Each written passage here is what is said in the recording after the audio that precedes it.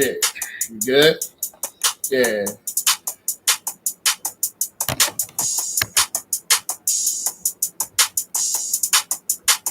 All right, that's cool. I got you in there.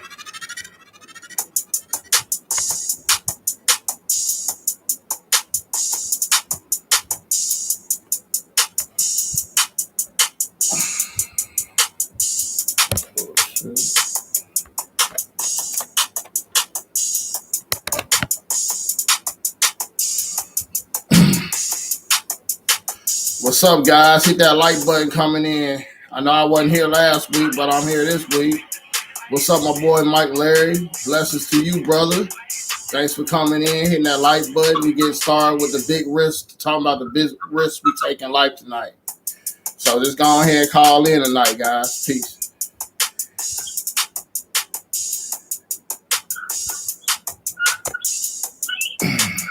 I had to do something for Instagram real quick. That ain't gonna work. We'll do it over. Make sure y'all say something in the chat and hit that like button coming in. And if you want to call in, the number is in the description. Or actually in the title. I'll put it in the chat if y'all need that. Put it in the chat. We're going to talk about the 10 big risks that we take in life tonight. And I know it's plenty of risks that we take out on a day-to-day basis that we don't even think about. But, you know, we here late on a Sunday, but we here, though. My boy Mike is already in the building. Say something to the people, Mike, before we get started. Yo, what up, Stacks, man? I'm going to just say it's a pleasure to be here. Thank y'all for the room and thank you for giving me the wonderful opportunity to shed some light on this topic we're about to get into today. Praise God and love will be and peace to all. Yep, that's cool.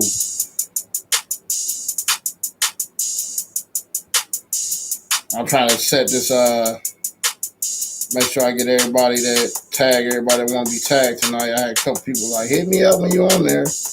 You know how that goes.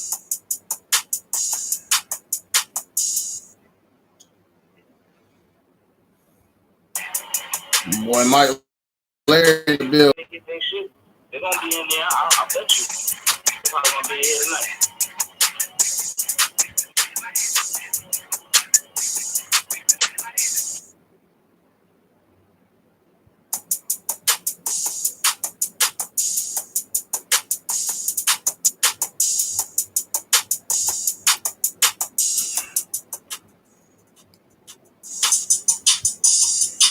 So what you feel about the topic, Mike? So the tonight topic is the big risks we take in life. You know, I did a video on 10 big risks we take, and I think sometimes we don't think about the risks we take in life at all.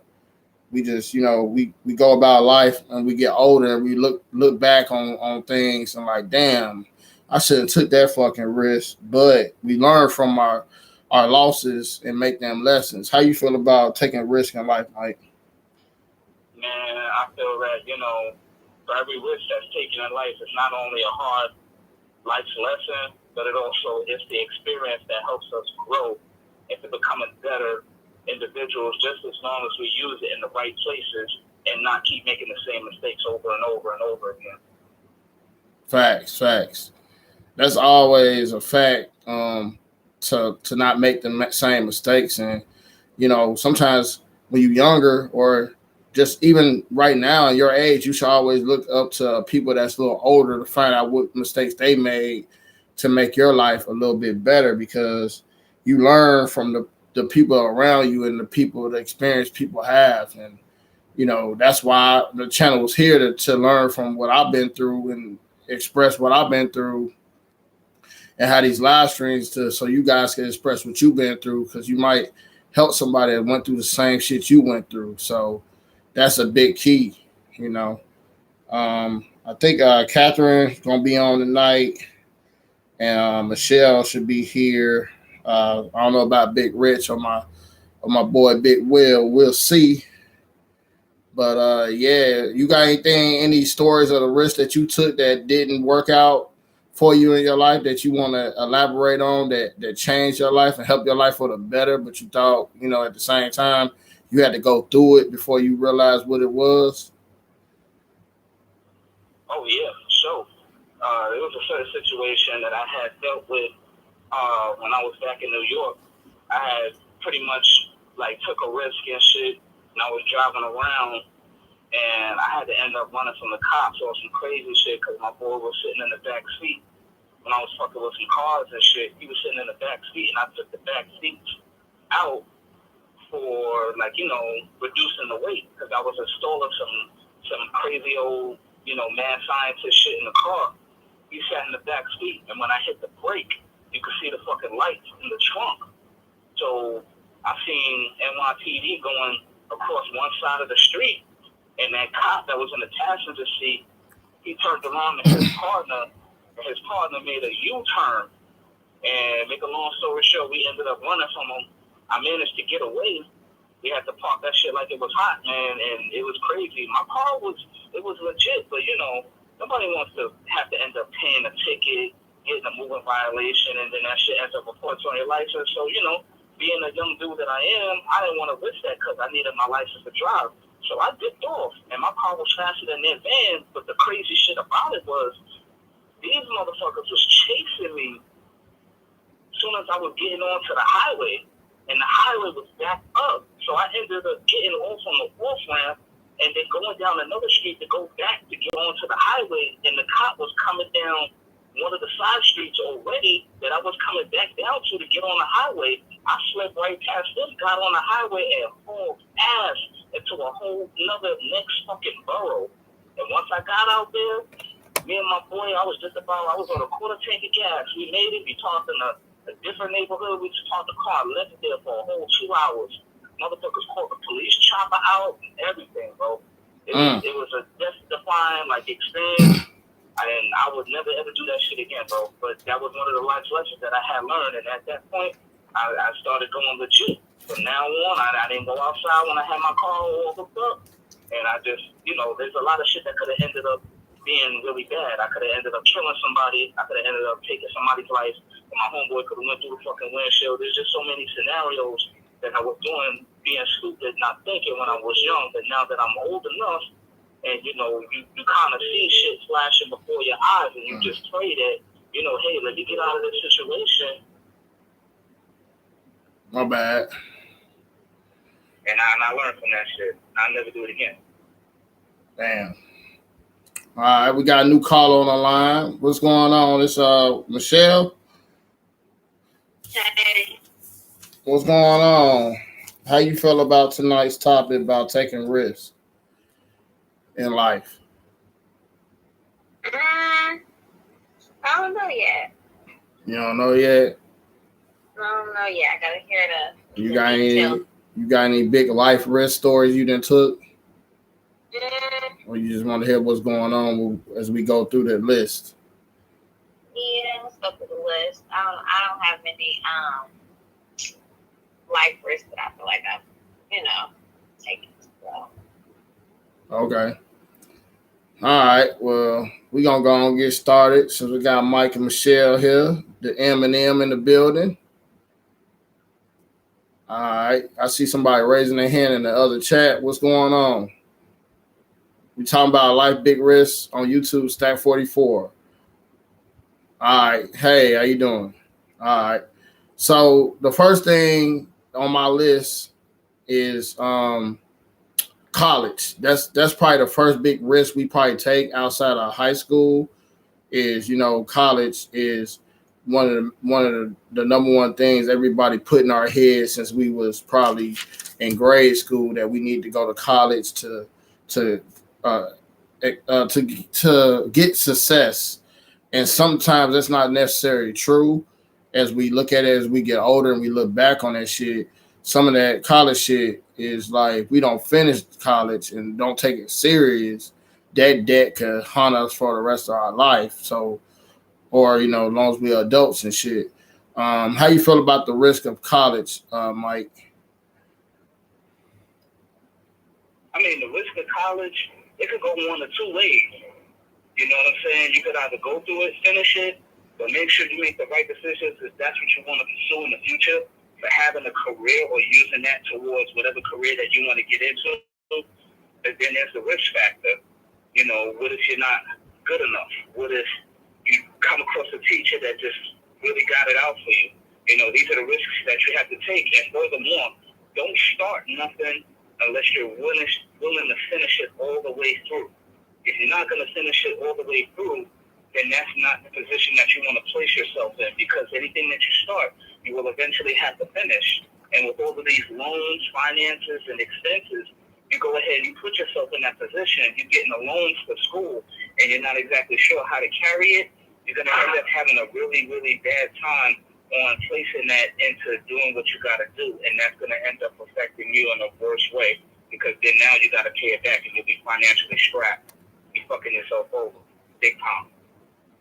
Facts. And then I don't think another thing people don't talk about, the thing of college, is when you go to college, you have all these distractions. You got fraternities, you got parties, you got free time for yourself. It's a lot of time management, and if you wasn't properly organized, shit, my connection's acting up again. But we'll see. What the jail on the college thing? I think it could be a risk either way. I agree with what Mike said about if you start something, you need to finish it. Because you definitely be wasting a lot of time and a lot of money. But I would say it could be risky either way, especially if you don't know exactly what it is that you want to do. So I would say just making sure that you know what it is that you want to do and stick to it. I'm trying to make sure the internet ain't freezing. It gave me an interruption for a second. All right, we look good right now. Oh shit, I'm dropping shit over here. All right, moving on then. What about and this is a big one for Michelle. I feel like number 2 is business owner. Taking a risk to be a business owner. How you feel about that? Me? You want me to speak? Yeah. It is risky because you don't know if you are going to fail or be successful, but I feel like for me, I don't have the failing mindset. I set myself a goal and I always strive to achieve it. So it's really about having that self-motivation to, do what it is that you want to do. Facts. Mike, how you feel about the business owner aspect? Because in today's world, everybody got a LLC. Everybody, the popular thing to say, I own my own business, as if like your ass ain't got to work 10 times harder. How you feel about business owner, taking a risk to be a business owner? I mean, taking a risk to be a business owner is one thing, but don't let that be your only primary source of income. The best thing for you to do as a business owner would be to have a source of steady income and then work on the business as far as you got to push that. You got to push for that. You got to make sure you have the right kind of clientele. These are one of the many risks. You have to have that income to support that business if that business is not as successful as you would have it at the beginning. Because with any business, unless you have certain contracts, if you have certain clientele, and then you have to make sure that you hire the right people behind you, and then you have to deal with the right paperwork, taxes, all of that other shit is a factor. And not just the clientele, you want to make sure that shit is well maintained and that you're able to check up on it if things get out of hand. That's one of the many risks. But if you don't have a safety net and you're taking a risk and you're putting everything on the line and that's your only source of income, don't count on it lasting for too long. Facts. Michelle, I know you said you owned a business before. Do you want to elaborate on anything Mike just said? Yeah, I pretty much agree with what he said. I do know that for me, point, I had to I would have like my focus like in, different places, or still trying to focus on, keeping, like my 9 to 5 at the time. And then it was like, once I put all my focus into my business, I started to become more successful. So I think it really just, like, if you see results, like, if I didn't see results, I definitely, and I wouldn't say I don't do this now, but I definitely, I'm always striving to have multiple, ways to earn income. So I don't just, it just depends. I don't know. I'm an entrepreneur, so I'm always figuring out other streams of income. So, and that's just me. I don't know. So, I would say it's risky, but it's definitely worth the risk. Is it? Do you believe it's the hardest thing that a person can risk? Is just being an entrepreneur?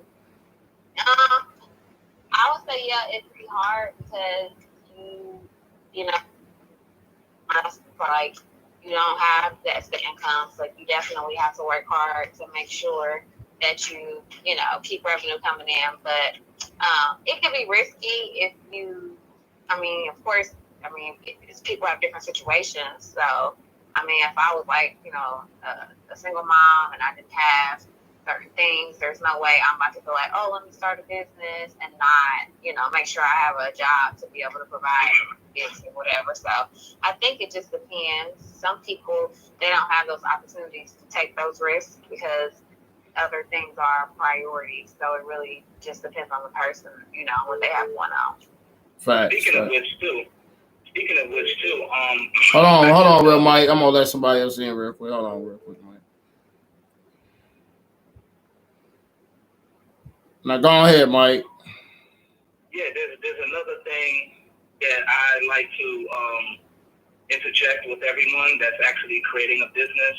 There's also the legality of you having a business. You also want to have that legalized protection behind that.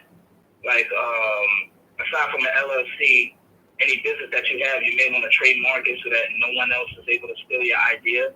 I put some trademarking information and certain information that certifies that I am not just the owner of that business. You never want to be the owner because that accepts liability and risk.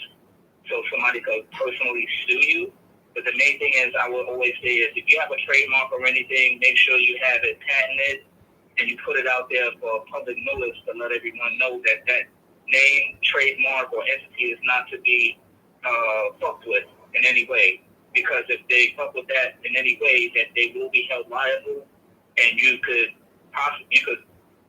sue them legally, whoever decides to infringe on that or try to use the name or try to, defame you in any way. And that definitely protects the business, because a lot of people I've seen businesses get up real good and then just get shut down immediately because of some asshole out there that wants to make a name for themselves, but they want your finances behind that business. That's one thing that I've learned behind, like some white collar guys, like real crooked shit.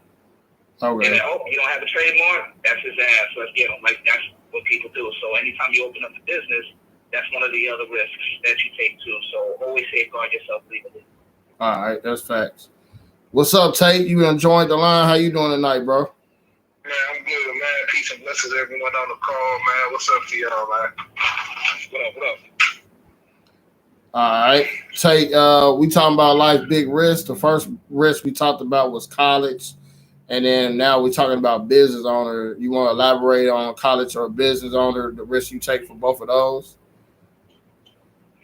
I think y'all probably already, hit up on most of the points. And that, like, businesses are definitely there to make you succeed, but there's a lot of responsibility that's definitely needed. If you do it the right way, it blesses your family. You do it incorrectly, you potentially can ruin a part of your life. So, and it's the same with college. College is really there to help you get ahead.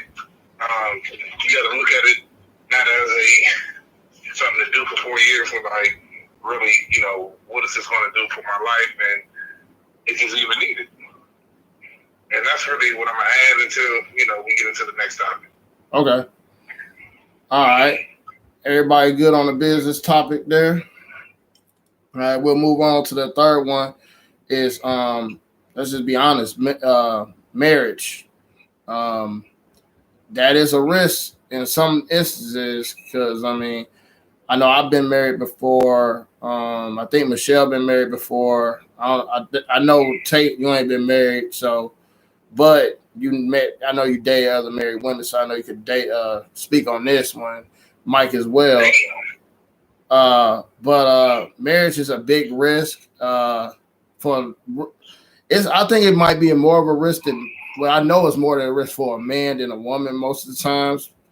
Especially if y'all have children, then usually the courts always side with the woman to maintain the child and stuff like that.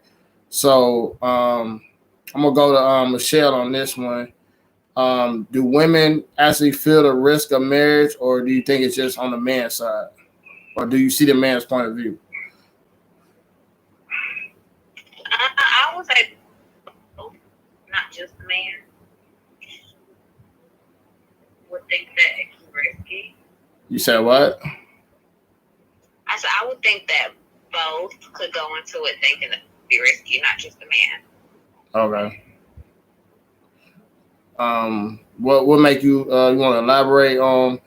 Is there any risk that what risk a woman looks at when she get married? It depends. I don't know. For myself, I would think for me, what I would look at as far as being a risk would be, I would say health, finances, and if I'm able to deal with that person on a daily basis. So those would be the things that I would look at, as far as seeing if it will be a risk. So those are things to me that definitely it could ruin a marriage. So. All right. Tate, you want to feel like how you feel about the risk of marriage by not being married so far? What you got any fears about marriage by being married? I think because I haven't been married and at my age of being almost 40, my fear is getting it wrong this late in the game because there is a price to pay for a failure in marriage. And most people say that you don't look at marriage that way going into it, but you got to be honest and say, what's the risk reward in anything that you involve yourself in. As far as who has to deal with the I'm trying to think what the word is, but the bigger part of marriage, shit, it doesn't work. I think the guy ends up paying more and losing more, let me say.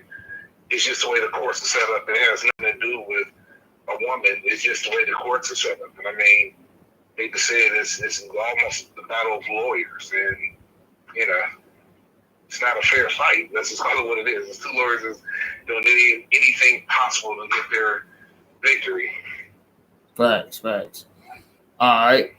Mike, how you feel about the risk of marriage? I've never been in a marriage before, but I had been in a relationship. Let me tell you, when you're in a relationship, everything seems okay, but when you're in a marriage, you've created a personal contract. That's why I always say, if you're going to get married, you witness before God, not before court. Because when you get involved with the court, now you put the state into your business. When you put the state into your business, the state is benefiting from both of you because you signed a contract with them and you had a third-party interloper between you and the person who you're supposed to be in communion with God. It's all a corporate thing. When you're dealing with a corporation and it's a business, that's the bond between you, your wife, or you and your husband, and now you just involve the state. Now, the state is not supposed to benefit off of your communion of what you both came in, but since you put them both in your business, now they're going to reap the rewards because you've created a contract with them over a piece of paper, and not only you will lose, your wife or whoever you're involved with will lose, and the state will get everything. So I always say it's always best not to involve other people in your business unless they got something to put into it. The state hasn't put in anything, but they have everything to take away from you. So I always tell people to be more wary of what they're doing before they go ahead and do it, especially when it comes down to involving a third party or an entity that does not benefit you at all in any way, but can susceptibly damage what you've come with to the table for value. That's why I say never get married and use a corporation in between your business.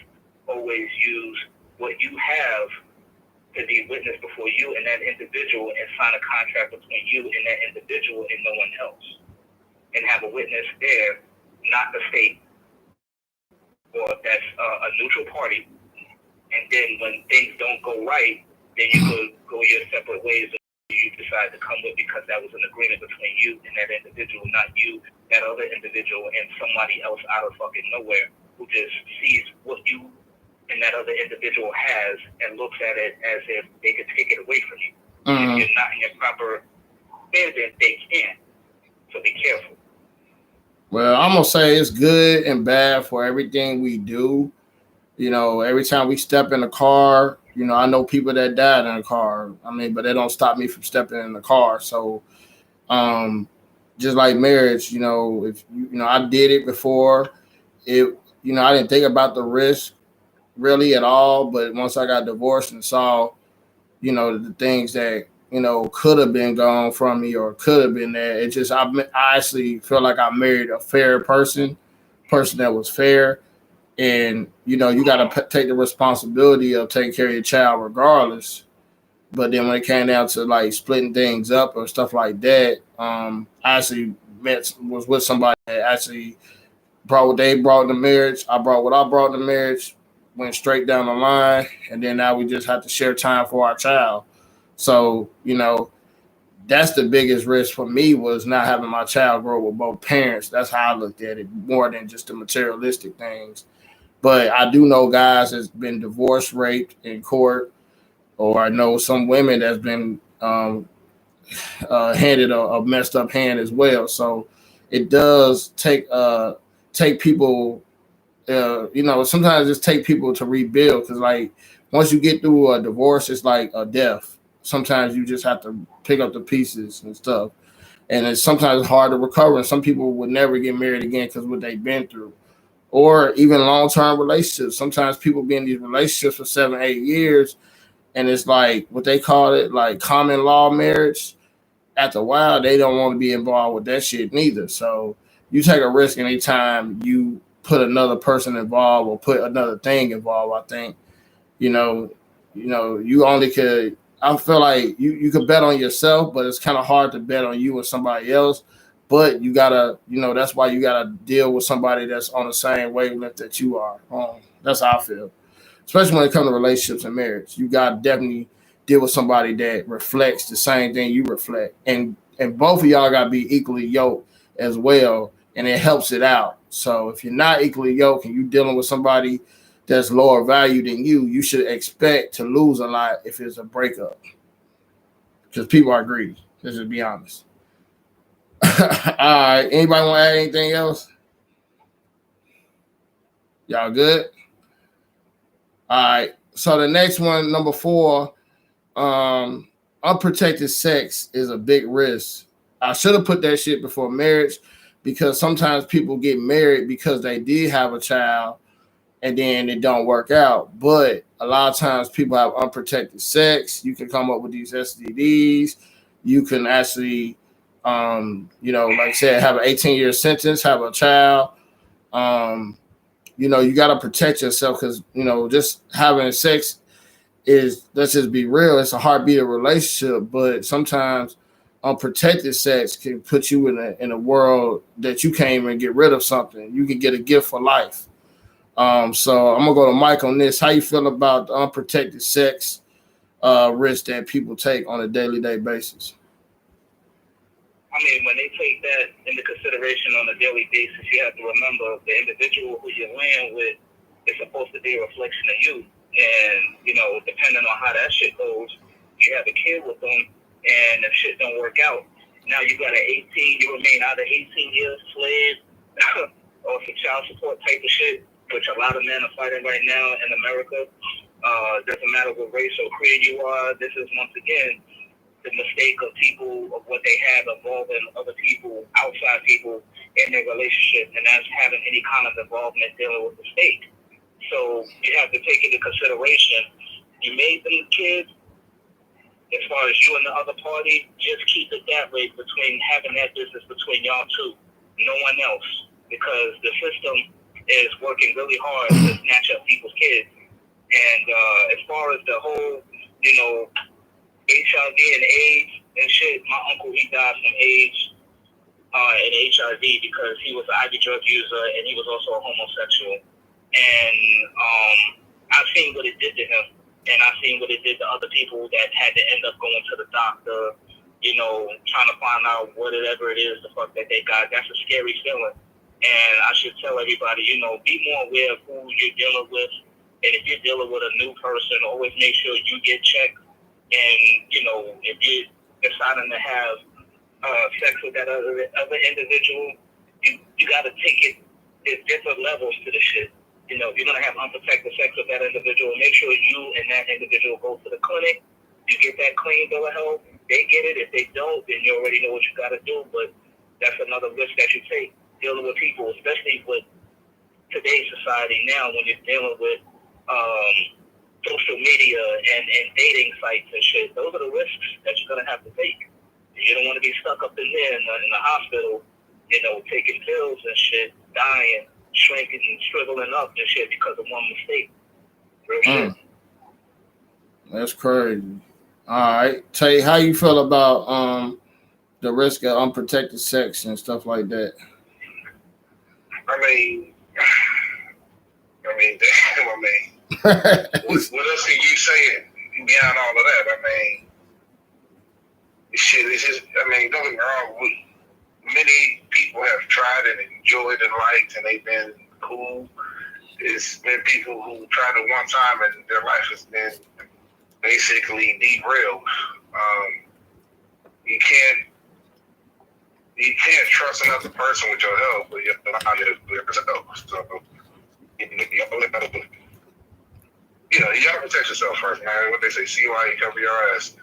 They made condoms and they made all this protection for a reason. Hell, they even have clinics that can tell you, shit, you should never be so in such an rush that like you can't do things safe, decency and in order. So I'm looking at that. Hey, that's the biggest boundary you have is protect your energy, protect yourself. So right, and not only you talking about virus, KIDS, from what I've been hearing, shit, that can fuck up some things too. Yeah, okay, that's cool.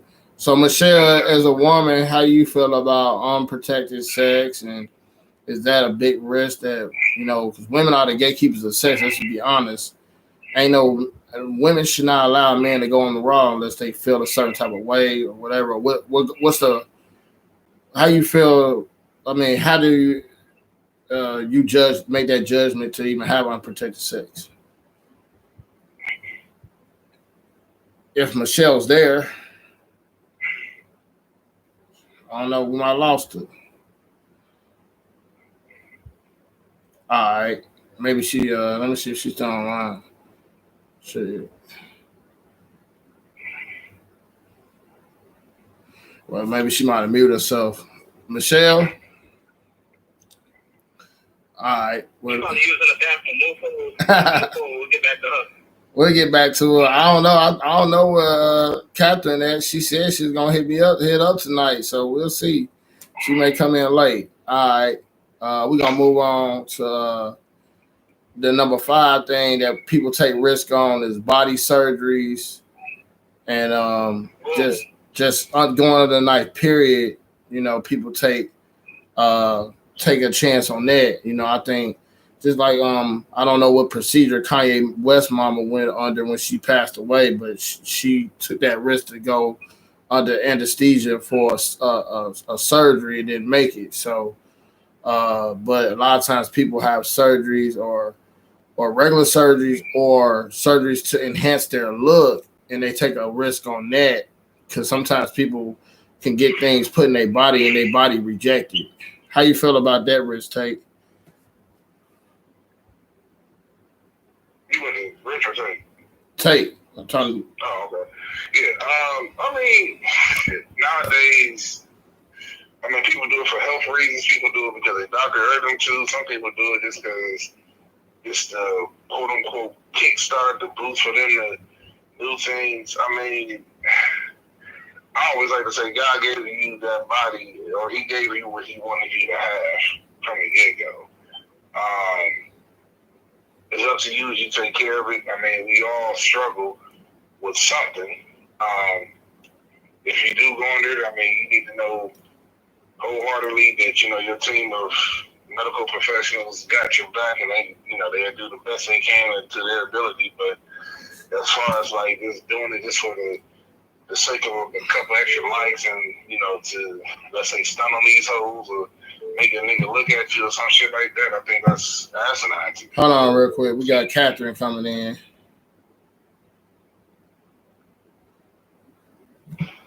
Yeah, you said just people could do it. Women, you think women sometimes do those body surgeries just to stun on other women?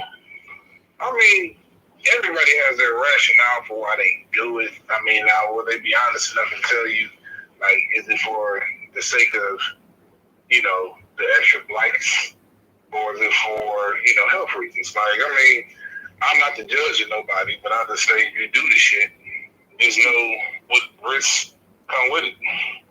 You know, it looks good at 20 and 30, but how does she gonna look when you hit 35 and 40, and then, you know, you didn't have kids? Like, you got a lump side of ass, or, you know, you need to continue to keep having surgery to keep it looking right. Like, I got a situation for y'all.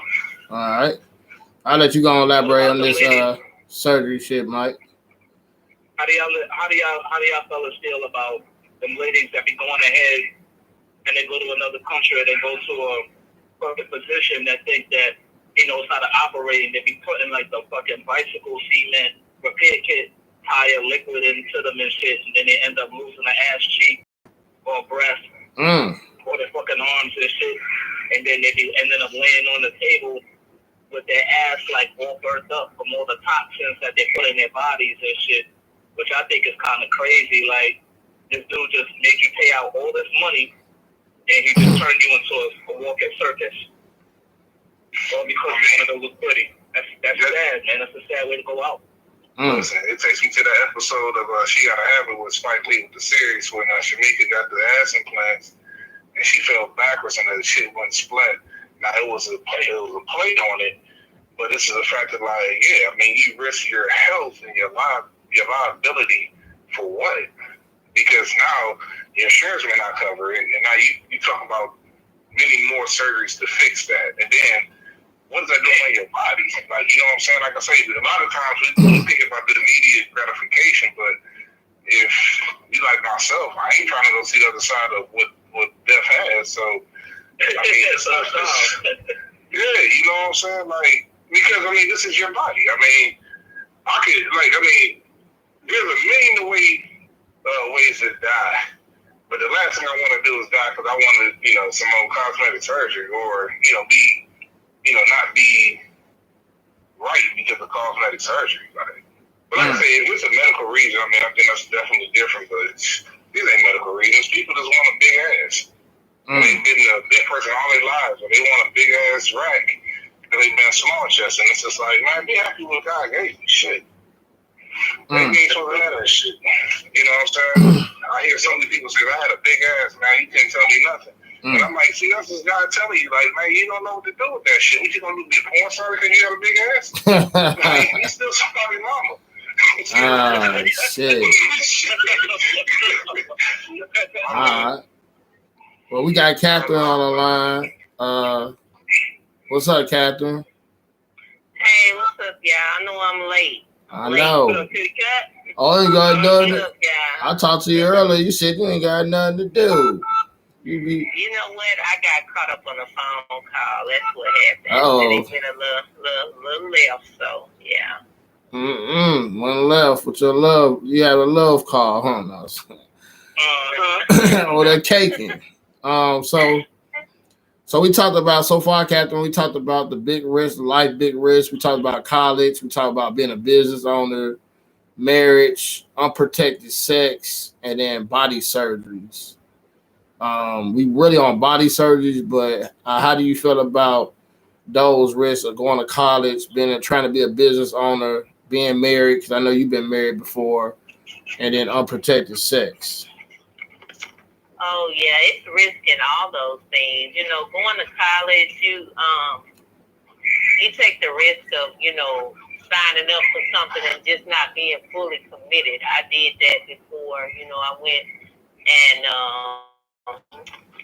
went to college and I got a student loan, and so I done dealt with that where I got into it and then wasn't really fully committed to it, and then I'm left with student loans. You know, you gotta be careful with that, and you know, just not being fully focused and failing, and then you can lose out on money because if you fail a class, you have to pay that money back. So, you know, it's big risk, and you know, if you're not sure if you're really ready or not fully committed into what you're doing or focused with school, then you take the risk of losing out on that. As far as like marriage, there's always a risk in marriage because you don't know for sure whether or not things change. If you've been married before, you know, it starts off good, and you know, maybe a couple of years in, you start, you know, going through the true test of marriage is where, you know, you go through maybe financial things or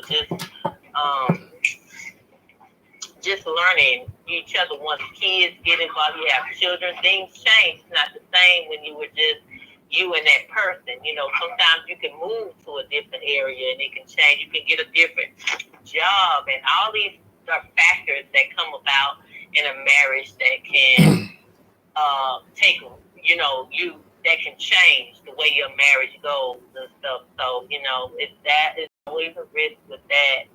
And you said the business owner. Yeah, I said business owner. Yeah, definitely as a business owner, that's a big risk because, you know, so many people have tried to go into business on their own and they lost out. You know, they probably didn't have the full knowledge and went in with it and lost money behind it, lost their business, had to, you know, if you're not really knowledgeable in what you're doing, and, you know, it's a risk in going into being a business owner. So, yeah, all those things have big risks. You just got to make sure you know what you're getting into. You take the time, you be focused on, you know, on what you're doing. I think all that plays a big part of when you going into anything, you know. How you feel about the unprotected sex big risk? Oh yeah, that's really serious. Now I really take that serious. So yeah, that you don't want to do that. Yeah, having unprotected sex because you know anything can happen. You got to definitely know that's like I said, knowing the person that you're getting involved with, and you know you really never can fully know a person. That's how I see it because you can meet someone and that person could be a changed person. They won't even be, but before that person came in your life, they could have been really wilding out and just doing all kind of everything and decided to change their life when you meet them. And so that may not even be the same person that, you know, that they were, you know, back before they came in your life. So it's always risk. A person needs to be very careful who they decide to, you know, engage in unprotected sex with because, you know, there's so many risks to that. Pregnancy, STDs, all that. And as you know, that's taught to us young too. So I think any person that doesn't really take that into account is just being reckless. I call it reckless. You can't be reckless with your life, and when you got children, that's really being reckless, and it's kind of being selfish too. Because if you're just thinking of your own gratification for that moment, and that one time you do that, it can really affect your life. It can affect your children's lives, and it's whoever you deal with, family. Just I think when someone acts upon sex and they don't do it recklessly and don't think it don't only affect you, it affects others in your life, because if you end up getting something that's not curable, that affects everybody else in your life. So I just think that's really reckless to go about just having sex, with anyone unprotected like that. Mm-hmm.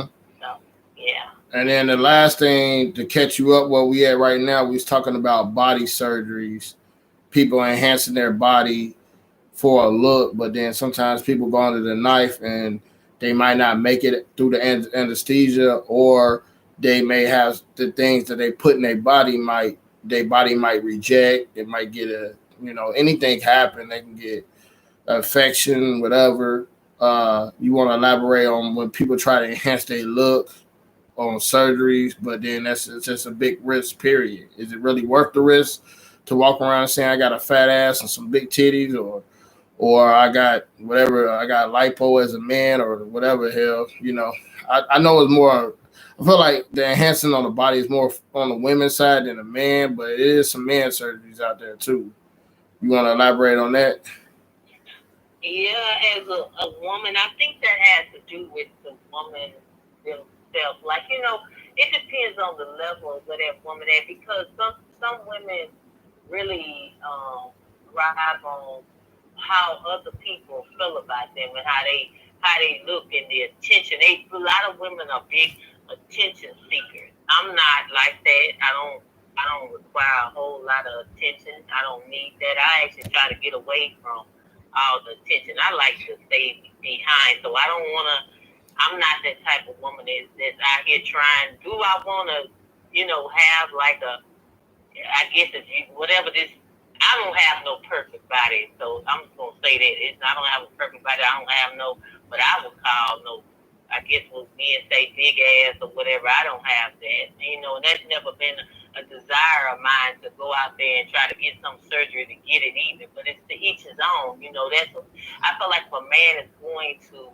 want me, I want him to want me for me, and not because of what my body looks like. I need for him to see me for who I am and just love me that way, because a lot of these women that are getting all of that, I mean, they can have this nice body, but they still don't have them. A man still don't stay with them. They might get all these men, they get a lot of attention and all these different guys coming at you, but you can't want to really fully commit to you and be with you and only you. So what's the difference? You can get this woman that don't have all that, and she's got a man that's like with her, and he may be committed to this woman, and then you can have this woman with this nice body that's got all these men, and she can't even get any man to commit to her. So, she just got a whole flock of men running behind her. So, I mean, I really think that's a growth process, and where you are, in life is a woman in the stages in life. Some women, it takes longer to get there because they're always seeking that attention from some man, and they want it. They just want to be wanted, and then they put so much into that and ain't nothing wrong with that, because I don't really. I mean, every woman wants to look good. Every woman wants to be desirable. I'm not sitting here and saying I don't want to be desirable, because I do. But I mean, it's not to the point where I just need that from every man. I want to be a desirable woman. I want to look good, and I want to take care of myself. I want to be physically fit and all those things, but it's not to the point where I feel like I got to pay somebody to fix me to be that way. Now, all the women that do that, that's on them if they want to do that. But I mean, I just never been that type of woman, Yeah. I thought about it though. I've never thought about no breast implants or butt implants, anything like that. But I've thought about having tummy tucks and things like that. I'm like, man, that would be nice, but I'm afraid to do it. So I would. It's so many risks. I'm afraid of the risk. I'm more afraid of the risk behind it, so that's why I wouldn't get it. But I'd rather just get in the gym and work it out myself. So then to put that money into that, and then the risk of all the things that can happen behind it. So yeah, that's where I'm at with it. Okay. Michelle, you there now, or did we lose her? Yeah. Go ahead, Mike. Say something real quick. No, I just wanted to interject before everybody begins. I think that what Kat said was right in a lot of ways, more than one. I think that a lot of women out there, really need to understand that it's not just about your body, it's also how your mind operates. If you're just seeking attention and validation to pull a man, you got to be willing to do some things to get that mindset on how to keep a man once you get him. Because the body and everything is there. Will be nice, that's a plus. But, the real men, they go for the mind, not just the body. Yeah. The body cannot live without the mind. So if you're doing things just on a body-wise to get attention and validation, and you just say, hey, I just want to go ahead and put all of this stuff in my body, then that's not really showing that you've grown as a woman, because you're saying that, hey, I want attention, I want validation, look at me, but you don't have what it takes to keep that man, because you're constantly thinking about your body.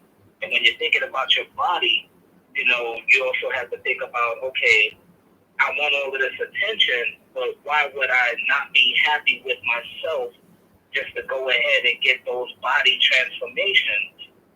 And it's kind of scary, because if you think about it, if somebody goes ahead and just says, well, I wanna do some crazy shit to my body, and a lot of people don't think about the mental health of that individual that's doing that as to why they're doing it. Hold on, I got a call coming in. Let me see. Here's a new caller too. Let me check to see if there ain't no troll. All right.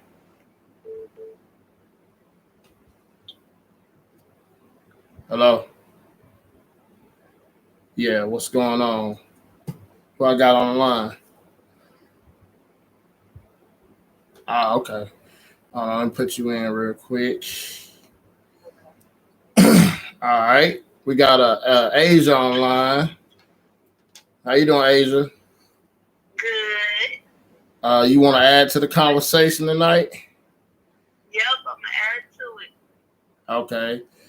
Mike, was you done with saying what you were saying before we have Miss Asia add to the conversation? Mike. Hold on. I got merged the call. Sorry. All right, Mike. My bad. Man, it's so good. We got Miss Asia on the line. Don't finish what you saying, Mike, and then Asia can add to the conversation. I'll make it quick. Okay, well, a lot of people need to understand that when you're augmenting your body for modifications, you have to really wonder, why is that individual doing it? Just like what Kat said, some people will do it for attention and validation, but are they in good mental health to go ahead and say, this is why I'm doing it? I'm doing it because I have no other choice, or am I just doing it for more attention and more likes? That's the risk that they take. And you got to figure, am I doing it to pull a man? But even if I pull a man, what am I doing really to keep a man? So that's real shit. Okay. All right. If you're on the other live stream, we live on Stack 44 on YouTube. Come in over here and you can call in. But we got a new caller, Asia, on the line. So what intrigued you to call in, and what you want to have add to the conversation, Asia?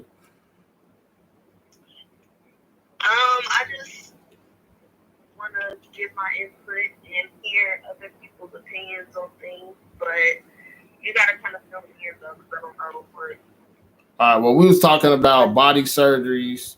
The last thing we was talking about was body surgeries and how the risk you take to take the body surgery. And then Mike was elaborating on, some women do it because they want attention. And usually for a man, you get some men do tubby tucks and stuff like that. But most of the time, women are more involved with this body surgery stuff, or just going under the knife, period. It's just a risk, it's a risk that we take, and is the risk worth the reward? And how do you feel about people going under the knife just to look good, or just, going under the knife, period, is a big risk in life?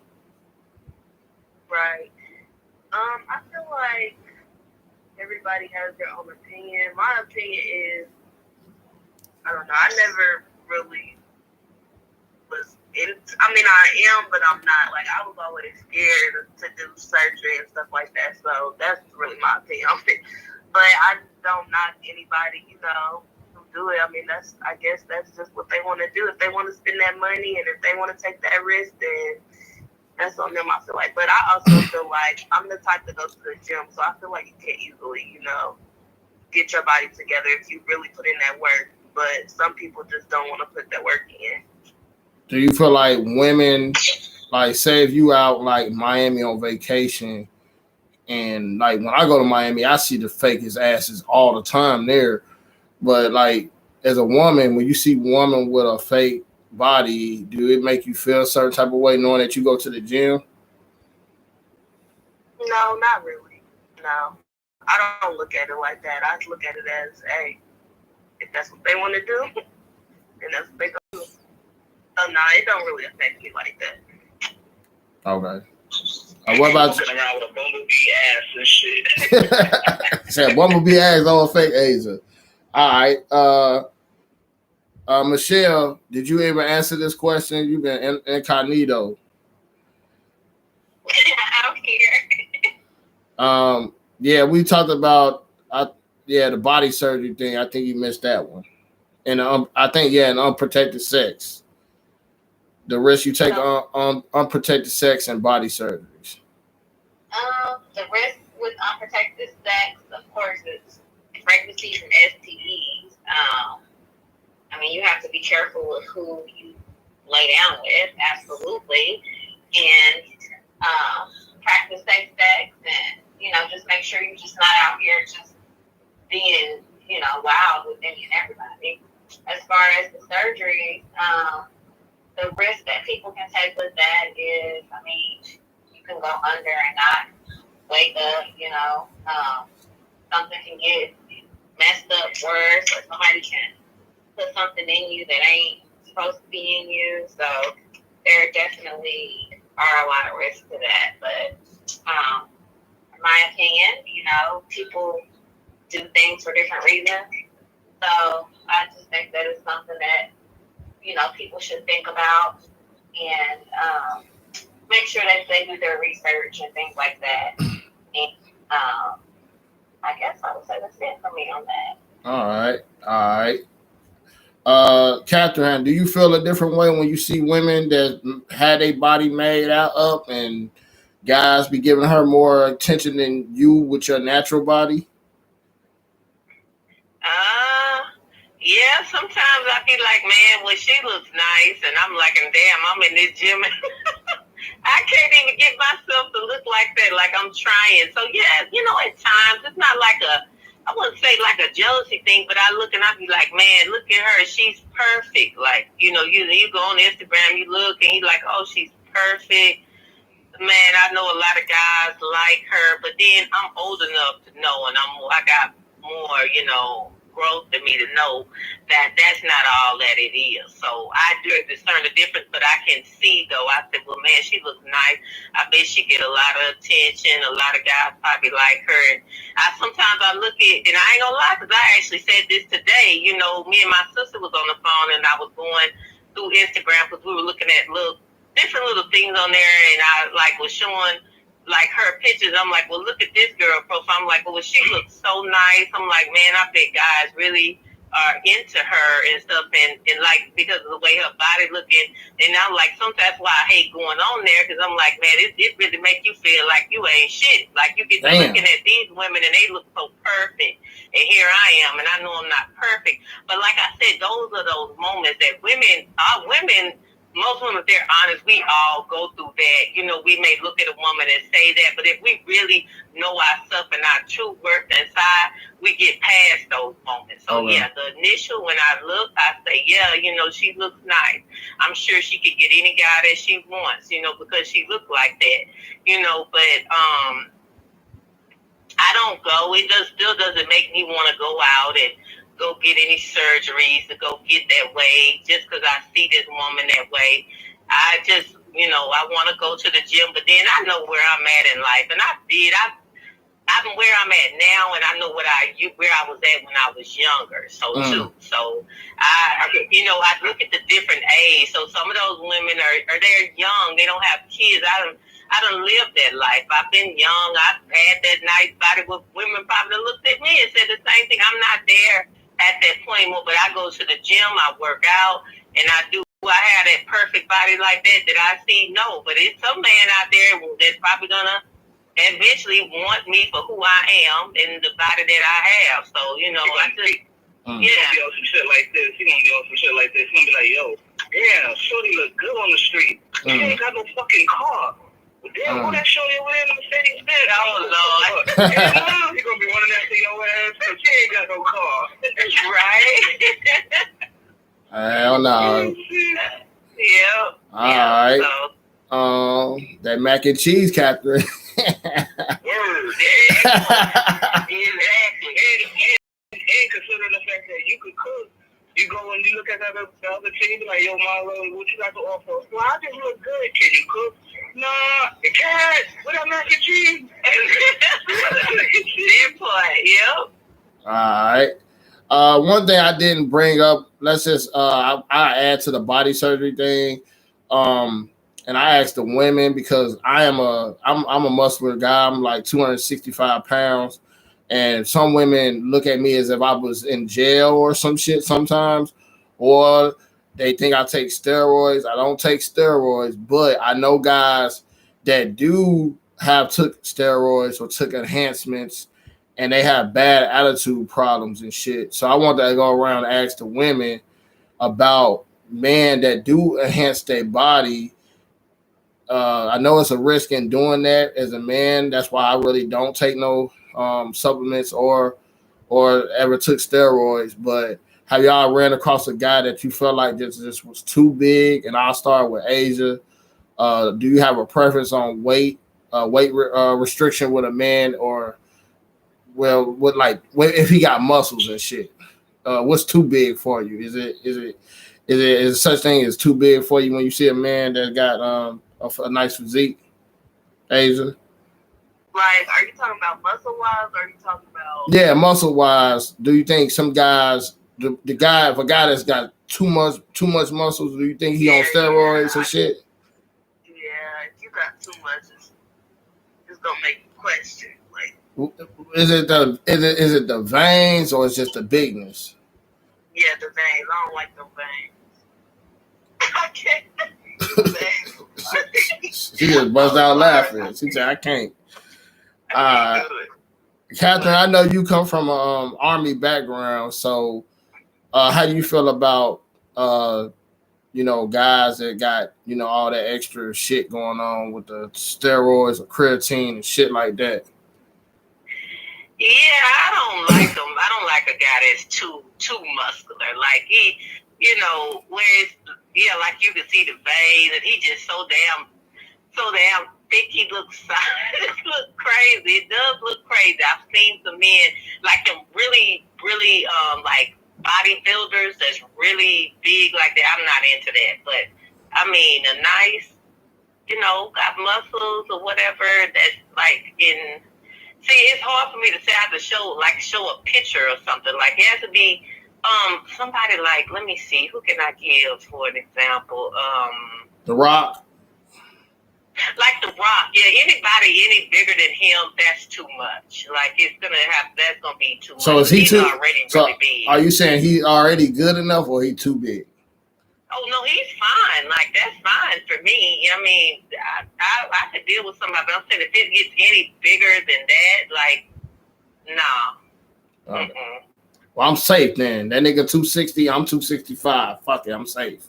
Yeah, no, like you're good. No, you're not too big, but it is some out here that is like those mostly are the real heavy bodybuilders like that. Asia. Take your ass and rock bottom you on the bed. Get out, lay down, go to sleep. Right. What's the Debo shit? So Asia, is The Rock too big to you or no? I don't know if she muted herself. She probably muted herself. Okay, so you said The Rock too big big? Yeah, to you, is that too big for you or no? No, that's my husband right there. I'm sorry. He get a pass. Okay. Oh, so he get a pass, but nigga on his size, no, he don't. Okay. All right. Hey. He get a pass. All right. So she said he too big, but he get a pass. Basically, that's what you saying. No, I like his. I don't know. That's a hard one right there. Now I'm kind of. I don't even know All right. now. What about Michelle? Michelle, is The Rock too big, or he get a pass too? Or you? Is she there, No, Michelle? he's not too big. No, he ain't too big. No. All right. I don't like big bodybuilders, like over the top. But The Rock, no, he's not too big. The Rock is a tall guy, so he's tall already. So he's gonna be big. His body is gonna be different. So I don't think that he is. He's not too big. Okay. You know, he's just a big guy. He's a big guy already. Yeah. Yeah. All right. Mike, you know any guy that you think that's just absolutely too fucking big? Nah, there was a couple of dudes that I remember that I used to lift weights with, and they was on some crazy shit. I didn't know what the fuck they was eating or what they was taking, but between that, I had to say, like, Ultimate Warrior, that motherfucker was a beast. Running down the stage and shit, throwing Yeah. motherfuckers around. Yeah, you gotta remember, you know, the shit that people had to train for and eat, you know, what their diet was that made them that big. And then there's some people that are naturally big, but I never want to get to the size where I go so big that, you know what I'm saying, I can't even sleep in my own fucking bed, or I got problems getting in a car or some shit. Big ass nigga, you know, riding some little ass car or whatever, some shit like that, you know. Yeah. There's certain things you gotta think about when you do that. And then there's maintaining that weight. You have to train every day to the day that you die. Yeah. Once you start slipping, all of that muscle is gonna turn into fat. And you don't want that. And that's why Live a long life. and that's why I've been all natural my whole life, because if I didn't, one time I did take some shit in like 2005, and within 3 weeks I started getting way too big, way too fast. So I had to tone down. I was like, you know what? I'm not taking shit. I mean, I'm already a decent size. I think I was about 25 years old at that time. And I was like, you know what? I'm good. Like, by the time I turn in my 30s or 40s, I'll just, I'll grow into the grown man strength and the big, like, older you get, the stronger you get. As long as you just maintain reps and maintain this. So at the end of the day, I know my shit, you know what I'm saying? I know people be making it seem like I'm the biggest dude in the world sometimes when I see people in person. But, I get, how much you bench, all that, just a lot of shit, but it ain't even that damn. I don't think I look that damn intense to make some people make it seem like it's over the top, but I don't think it is. But it is what it is. A lot of people don't take into consideration too. It's not really too much about how much you lift; it's how you lift. Because you could lift any and all, or how many times, or any kind of ways, and still not have any effect. I recommend people do this. If you're gonna exercise and you're finding out how to do an exercise, not to be narcissistic or just so self-absorbed, but look at yourself in the mirror. Look at how your muscles are flexing in the mirror. Look at how you're exercising, and make sure you have a clean effect of how you're exercising and how you're maintaining. When you do that and you're able to do that one rep, or you got a set of 10 or whatever, and you're doing that, watch yourself. So when you're watching yourself in the mirror and you're able to perform that exercise critically, then you'll start to see the results. I see so many people that lift, they be like, yeah, I can lift this. Okay, you lifted it, but how many times have you lifted it? And have you lifted it properly? The same thing goes with eating habits too. So I learned that lesson too. So yeah, you did put me on the tongue. Can I ask a question, Stack? For the fellas, I like to know, is there a such thing as a woman's butt being too big? Do y'all ever see a woman that's like, that's just too much ass right there? Do y'all ever say that? Man, I wish Rich was here. He probably snatching the shit. I answer first, Mike.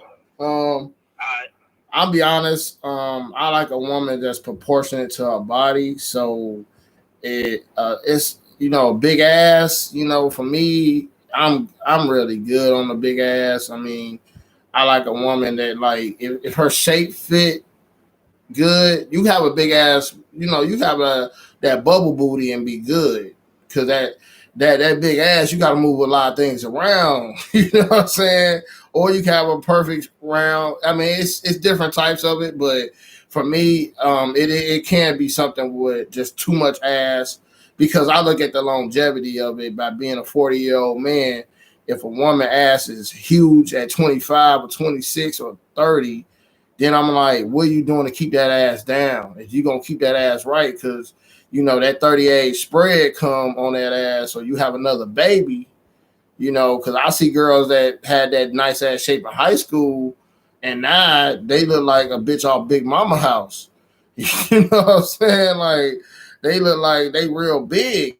You know what I'm saying? So I look at the longevity of it is, are you gonna? Some people gonna fill out in they body, and some women gonna fill out, and some women just got too much ass too soon. Now, if you got a lot of ass in your 30s and your 40s, then you might have succeeded by working out and just having that big ass. But if you young and got that big ass, you just really a good time because I know it's just a matter of time if you ain't working out that ass is gonna turn to fat just like a man. What about you, Mike?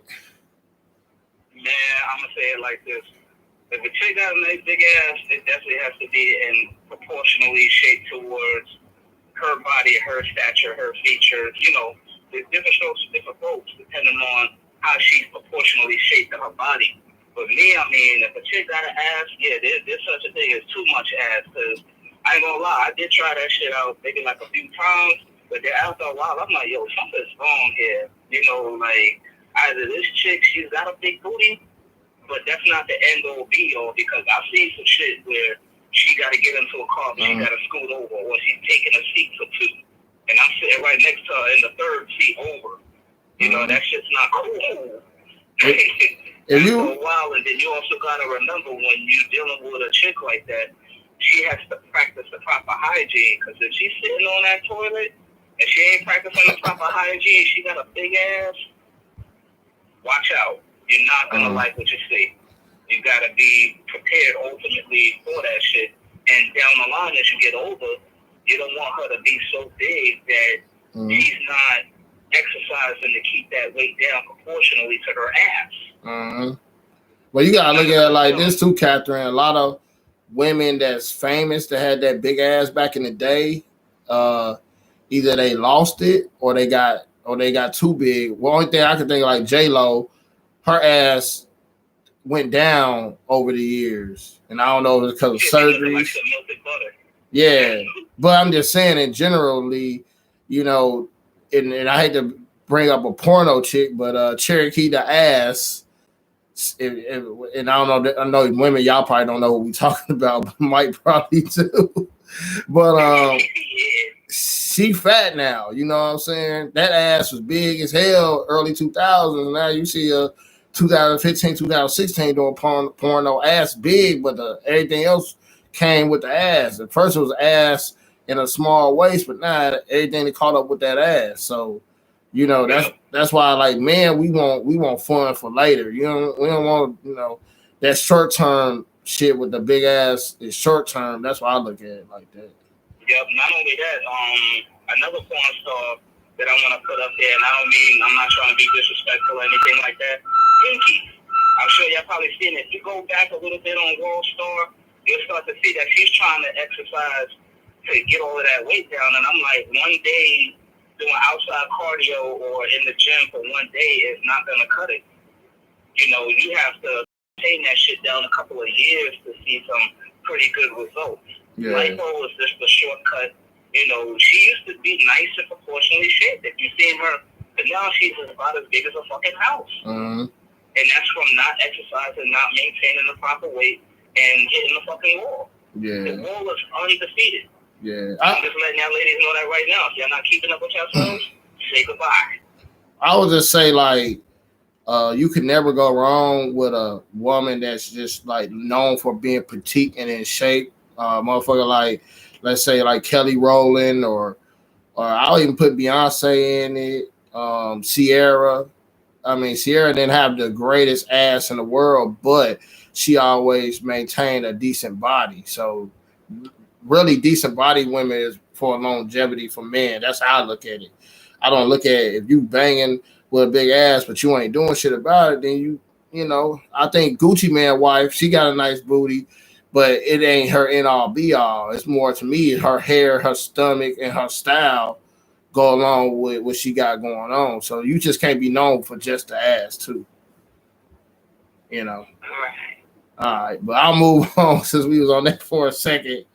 Anybody want to make any more comments on that? You done, Mike? Not really. I just want to have one saying, and I'm gonna say it like it's that ass though. All right, moving on. All right. Another big risk I think people take is being a drug dealer or dealing with dudes that deal drugs. And I think a lot of times, man, you know, they do that for the fast money and don't realize that you can lose everything in a short period of time because you got this fast money. You can lose your life. You can go to jail. You can get other women in trouble or people that you've been dating or have kids by a woman. And before you know it, the kid living the greatest life ever by you know, being in that house with that drug dealer money. And before you know it, they take everything, and then your child in foster care, everything. I don't think drug dealers or women that deal with drug dealers think about the risk they take and then the lifestyle that they imprint themselves on that fast money or, you know, stuff like that. So I'm gonna start with Mike on this one, then we'll go to the ladies. How you feel about the risk of dealing with, you know, dealing drugs or women dealing with drug dealers? I mean, I've been around my time in Brooklyn when I was living in New York, man, and it's just not worth it. At the end of the day, I've seen people get shot right in front of me. You know, we running, like, you know, me and a couple of my homeboys and shit that I used to know that used to deal that shit. I never did it. I was pretty much too much of a pussy to go ahead and fucking, you know, go ahead and sell that shit, because I used to see people get bagged in front of me, you know, cops running in front of people, or me walking past my homeboy that, you know, he was loaning me some money, and he needed me to give him a lift somewhere. He had, you know, a book bag full of coke on him, and I didn't know he had the shit on him, and we ended up walking past the boys and shit that was walking into the building from somebody that had snitched on him. And, you know, I'm going in the other direction. That is a very short-lived life. You do not want to fuck with that, because you don't know who's really in that lifestyle that shit could go left easy. You know, you could be getting robbed with somebody that they got some shit on them, and you just so happen to be with them, and you get caught up because you associated with them. Or you just imagine this. I came outside my crib one day, and I just got bagged by some niggas in suits asking me, where's this other dude at? And I'm like, yo, I don't know what it is that you're talking about. The dude had a whole nother alias of who he was. Nobody really knew who he was. He just went by one name. And, you know, they held me in the fucking spot for hours. They didn't put me in jail, but they held me there because I knew him since fucking kindergarten. And they wanted this dude real bad. And he ended up going back to his country, out of the country, and they never found him again. I had to move. I had to move from where I was at, because I didn't want no affiliation and nobody knowing who knew him to come at me like that again. Because it's easy if somebody could approach you and bag you and just do some shit to you, and you don't want to be that person. And for the ladies out there thinking that, oh yeah, it's good, it's only momentary, yeah, everything's all fun and games until your ass is tied up in that house saying, you know, where the money at? And your kid is tied up, yo, where the money at? Where the nigga leave his money at? You don't want to be that person. That shit may be short-lived. He may be giving you all the shines, all the jewels, saying, baby, don't worry about nothing, I'm going to protect you. But where he's at when you're tied up in that house, or getting shot at, or worse, dude's coming to set you up, he ain't there, the money ain't there, guess what? They're going to take it out on you. They're either going to whip your ass, kill you, and rob you. You don't want to be like that. I've been through some dark shit. I've been in the street, but I wasn't in the streets. Damn. Yeah, that's facts. So I mean, you don't want to be that person. the movie I could tell you that make you don't want to deal with drug dealers is Paid in Full. You just look at that movie from top up, from the beginning to the end. It pays to be living that fast life for a woman and a man, or a man and a woman.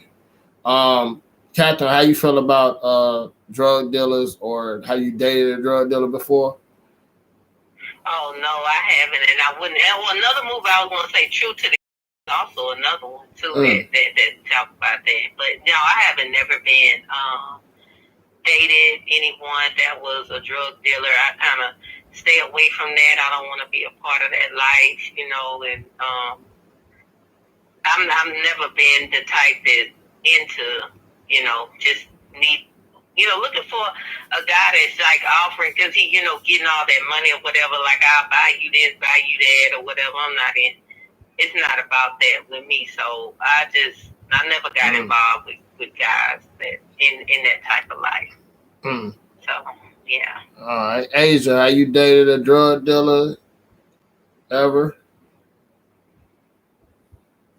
She might. Yeah, I have. Uh-oh, we got a story to tell there. Come on, talk to me. I mean, the only thing with me is definitely, it's definitely risky. But also, like, I don't know, I feel like they're extra busy too. Like, they really put their all in their hustle and stuff. So it's like, it's hard. It was really hard for me. Like, it was a really bad experience. And yeah, I wouldn't do it again. So what did you like find out? Did you know before, or you knew during? During. Okay, so he finally admitted to you that I'm a hustler. Mm-hmm. Yeah. Yeah, you know, everybody can't be Tasha off of power in this motherfucker. But hey, some women like that thrill of dealing with a drug dealer, but it comes with a heavy risk because your kids could be in danger, you could be in danger, everybody that you interact with be in danger because you don't know who might want to try to get them or whatever. So that's definitely a big risk that you take. I know a woman that dated a guy. I heard this story about last year, but she was dating this guy, and they literally like she I guess he just dropped her off. So when he dropped her off, he went to the gas station and they shot him in the head. So, you know, she could have been in the car with him, or, you know, and I know a couple of women that lost their life by dealing with drug dealers. So, Michelle, you got any stories about dealing with drug dealers, or how you ever deal with a drug dealer? Yeah, I have. I wouldn't do it again either. It was a bad experience. He got shot in front of me. I mean, yeah, you definitely risking your life. It's not worth it. Been there, done it, and I was younger and just doing stuff. I don't even know what would possess me to do some crazy stuff like that. Date somebody that's, you know, in the streets, fast-paced life like that. Yeah, I don't know. It was the money. It was the money. It was the thrill. No, it wasn't the money. It wasn't the money. I mean, yeah, I got stuff, but it wasn't just that. I just think that at the time and the age that I didn't really know myself. Yeah. So I was looking for something in a man that I shouldn't have been looking. I was the wrong type of man. So yeah, he was older and all that. So like I said, I didn't know myself at that age. Super young, and I mean, when you don't have, you know, the proper people telling you or directing you, or if you don't see that growing up, then you don't naturally just, you know, not go that route. So. All right, that's that drug dealer shit right there. I think I went to everybody. Went to Mike first. Yeah, I went to everybody. All right, so the next thing, we almost done. Number 7. I got 10 of these things. Is entertainment career, seeking an entertainment career or a rap career, one or the other. That's just sometimes that shit be so big of a risk. I know dudes that's been rapping for 18 and they damn near 40 and they still trying to rap and make it. And I ain't hating on nobody hustle, but at a certain time, if you don't get discovered, it's time to give it up. You know what I mean? Um, or entertainment career, being an actor or actress, or even like a like like, well, I won't say entertainment, but like in the journalism business, that's a rough grind too. uh I'm gonna touch on this with Mike. How you feel about that? Because I know a couple people that live in La La Land or live in LA, and everybody that move out there trying to be a goddamn actress. How you feel about that? Or in Atlanta now, because Atlanta, Black Atlanta, and Atlanta kind of got a lot of casting calls going on too, but a lot of things going on that casting couch as well. How you feel about this entertainment career lifestyle or that pursuit for that, Mike? I mean, the entertainment lifestyle, it's a very risky business. You want to at least have your own business and not really be signed on. You got to be willing to take, constructive criticism, and you also have to be willing to say, if you're not making it within a short amount of time, have it as a side gig. If it ain't working as a side gig, at least you got your own shit, your own personal shit to fall on as a safety net. Because some people, they let that shit life and they haven't truly made it and they fall off, and that's sad because that's wasted talent. Not everybody's gonna be selected. If you're gonna make a way for yourself, but do not be misled into the industry because you will suffer the most. You will have everything to gain, but you'll lose your only soul. Your soul is worth more than that. Your pride and what you stand for, what you become and how you got there is all good, and I've seen many actors fall off because of that shit. They sold their own souls, and you notice that they're not even fucking funny anymore.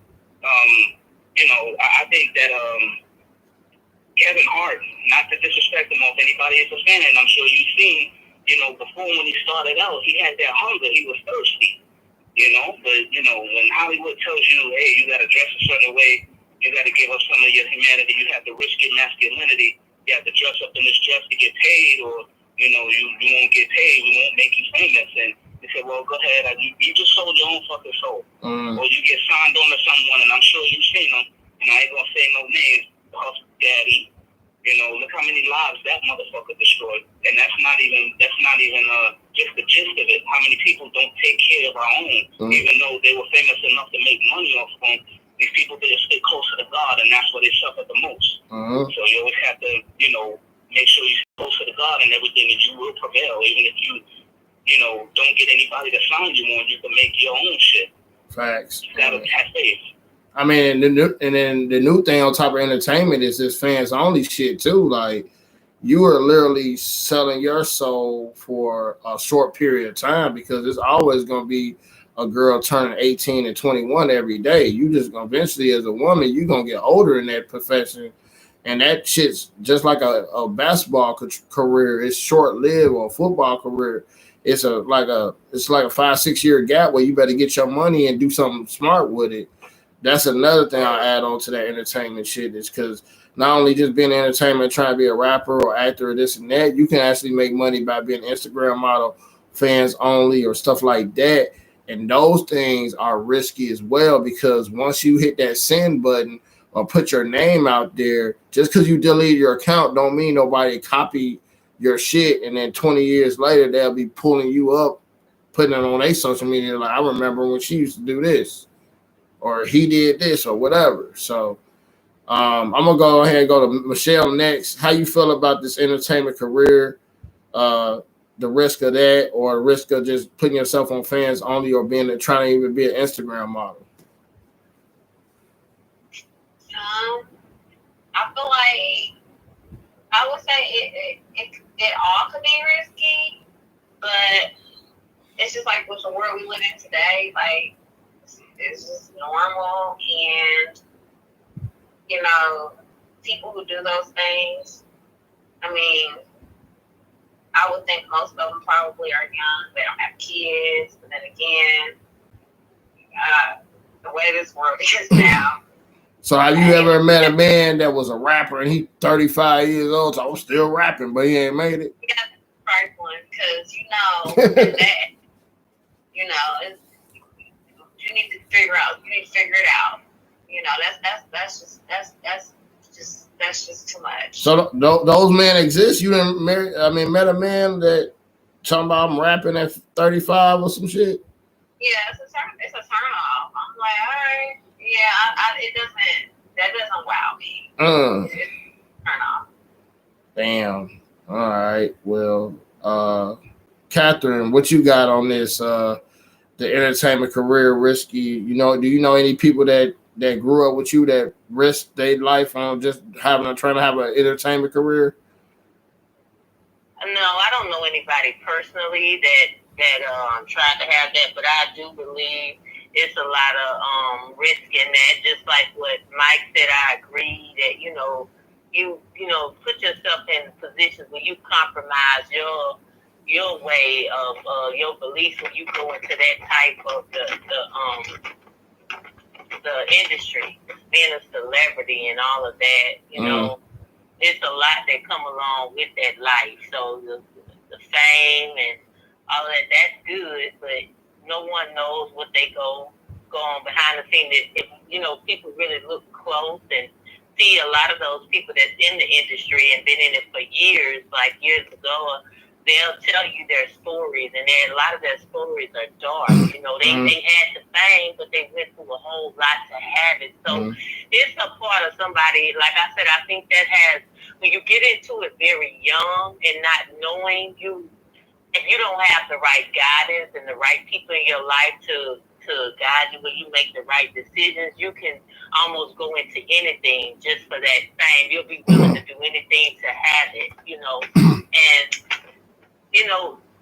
to each his own. Everybody has their own desires and what they want, but that's for me. I'm just speaking for myself. That's why I never really wanted that. I never want to be. I don't want to be. Like I said, I never want to be in the scene. I never want to be seen. I like to stay behind the scenes. I'm not that type of person, but it's a lot of people out there like that, and I'm not saying that's a bad thing. But you got to know what comes with it and then know how to handle when you in situations, like that, when you have that type of fame. And a lot of people get it, and they get it too early, and they don't have it, and nobody in their life to really guide them, and so they get, when you're young, you make decisions that that you find out that even just that's a part of life. You make bad decisions, some of them make good decisions. So when you get into the industry like that, where you can come across fame and fortune, you got to know yourself and really know, is it really worth it? Really just know who you are and what you want. So yeah, it's risky. I like I said, for myself, I wouldn't want it, but to each his own. Facts. All right, Asia, how you feel about the entertainment people that pursue entertainment careers, or rappers, or even fans only? How you feel about that dynamic? I feel like it's definitely a big risk, especially because people go talk and try to bring up, past situations or things you're doing wrong. People love to do that. So I definitely feel like it's a risk, but, this depends on the situation. It could be a risk that you could be willing to take, I guess. Yeah, it's a high risk with, it might be a good reward on the outside, but do it. I feel like a lot of times people can actually lose their soul by doing it, but but it is what it is. Because I know some people that's up there in life, and not that I didn't see people that I thought was happy that everybody may see on TV. I ain't gonna say no names, but they go to the extreme just to get high. So similar to, unfortunately, like a DMX situation, or if you notice all these celebrities, they a lot of them OD. Why would you have everything you want in your world, like Whitney Houston and other people, and get so high that you die? You know what I mean? If you notice, Prince died over some shit, Michael Jackson, DMX, Whitney Houston, it's just the list goes on. So why do you have to be that high when you have that much height of success? So that's a risk, because at the end of the day, that pressure, you gotta get high for that pressure, because it's something that they got to go through that we don't know.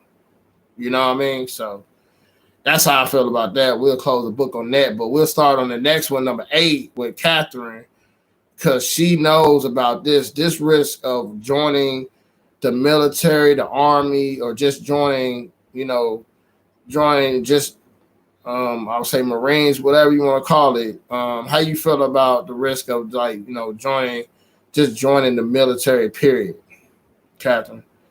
Oh, you know what? You never thought about that risk? Because the military being such a blessing to me and other people in my life, I'm not going to be able to give like so many risks, because there's so much good. The military, oh Lord, okay, so the things that I can say that can be risky out of that is the freedom. Let me look at that side, because I'm thinking about the benefits that I got out of it, and I know so many other people that have. So if you're young going into the military and you've never been away from home, it's like almost like college. So you get all this freedom. You get, male or female, you've been around your parents or whatever, ain't really been out there doing anything, and then you get in the military, you don't have these people, like you got people watching over you, but then you also have a lot of freedom once you get through basic and AIT and all that, where you can actually, you be in these barracks and there's men and women, and you just free to do whatever on your time. I mean, when you're not on duty hours. So it exposed you to a lot. People, they just getting out there young. If they go in very young out of high school, you going out to these other places overseas, other countries, other states, and clubbing, you meeting all kinds of people. So you come into contact with so many different people. That's what I can say is risky about it, because people that you could come in, the military exposes a person to so many different people, because whether you be just like in your city, around growing up in your city, just around the people that you know and the way they're real life, you finna go everywhere, and the military can take you anywhere. Overseas, you get exposed to all these different type of people, and then you're young, and it's like I said, if you ain't got the right people and in your right mind, you can get caught up into, drugs. There's people in the military that's on drugs. It's people in the military that sleep around, catch STDs, because there's so much free, so much. Those are the risks that I see.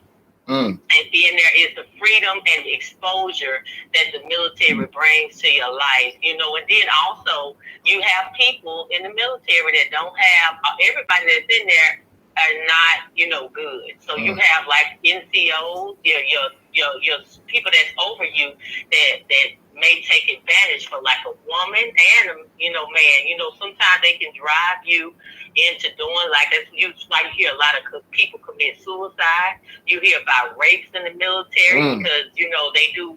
Those are the risks that I see coming out of it, because if you get somewhere and you get the wrong type of NCO or person over you, and you really can't do nothing. That's what happens to a lot of women.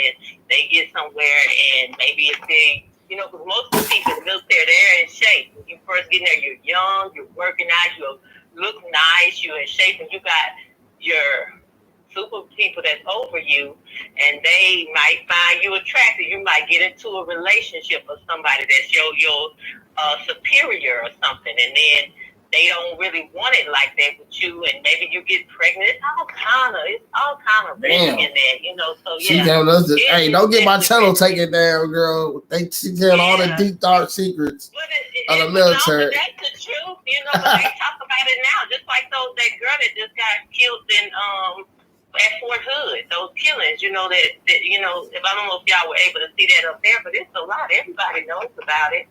It's going around now that. Yeah, rapes and all kind of stuff happens. So those are the risks that I see out of it. Okay, Mike, you got anything on the risk of military, or what's ever been on your mind not to join the military that was a risk to you?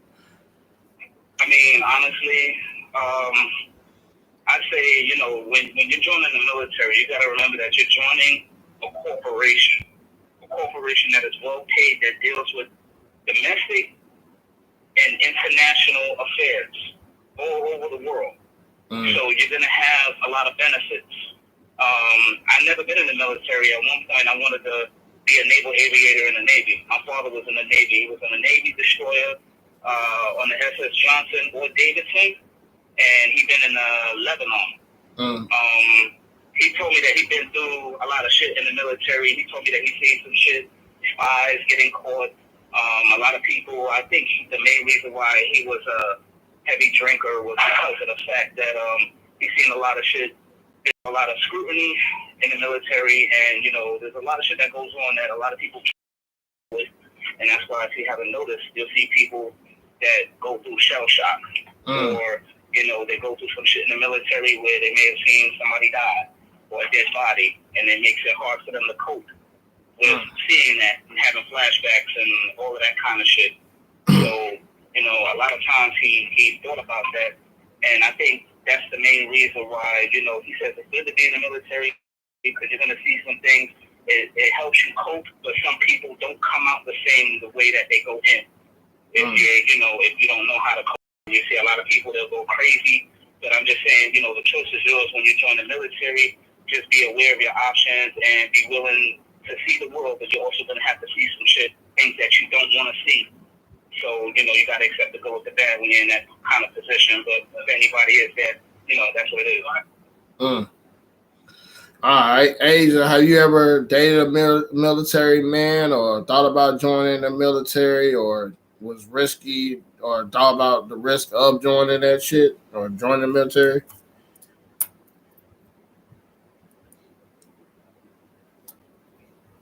You know, she can take us on mute. See if she's still online.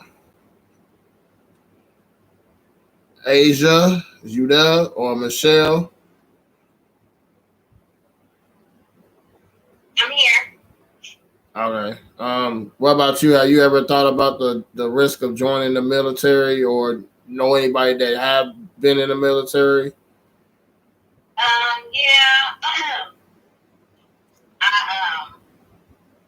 I thought about joining like fresh out of high school, but I never did it. And then after I had children, I thought about it, and I was like, the risk of, I just can't do it, you know, the kids or whatever. I don't think I could just deal with being away from my kids for an extended amount of time. But I've dated people in the past that were in the military, and they definitely had side effects from it and stuff. So, like, anybody that does it, besides, you know, putting their life at risk, it's just a lot of other different risks that, you know, that they can encounter with doing that. So it's definitely a risky thing. Okay. Did Asia, well, Mike just ended his call accident probably. Asia, you there? I guess not. She's on mute.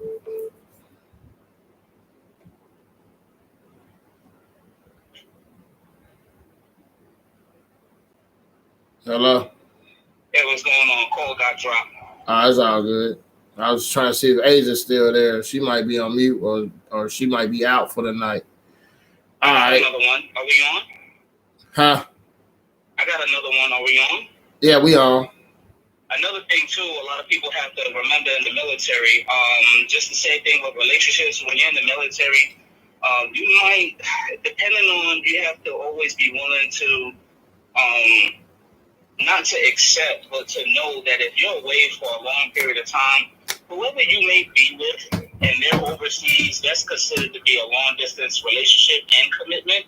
So one day I've heard of some people having this happen to them, and I'm sure you've seen it in the movies, where they come back to that partner who they were dealing with, and that partner was fucking around on them the whole time while they were away because they needed an itch scratched. You know what I'm saying? So they might end up fucking around, and here it is, you're thinking this person's loyal and faithful to you, and here it is, they getting it in while you over there fighting the war.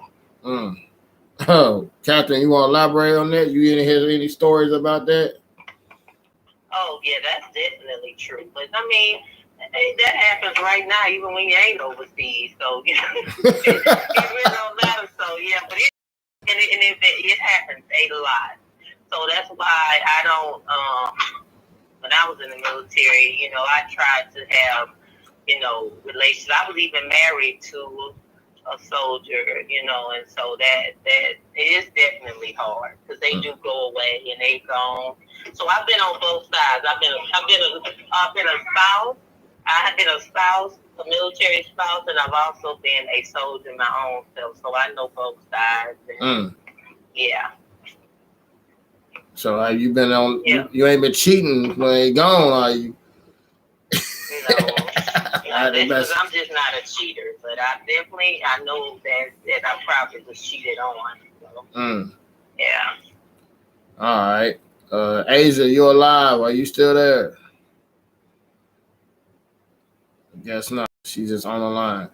So he fell asleep.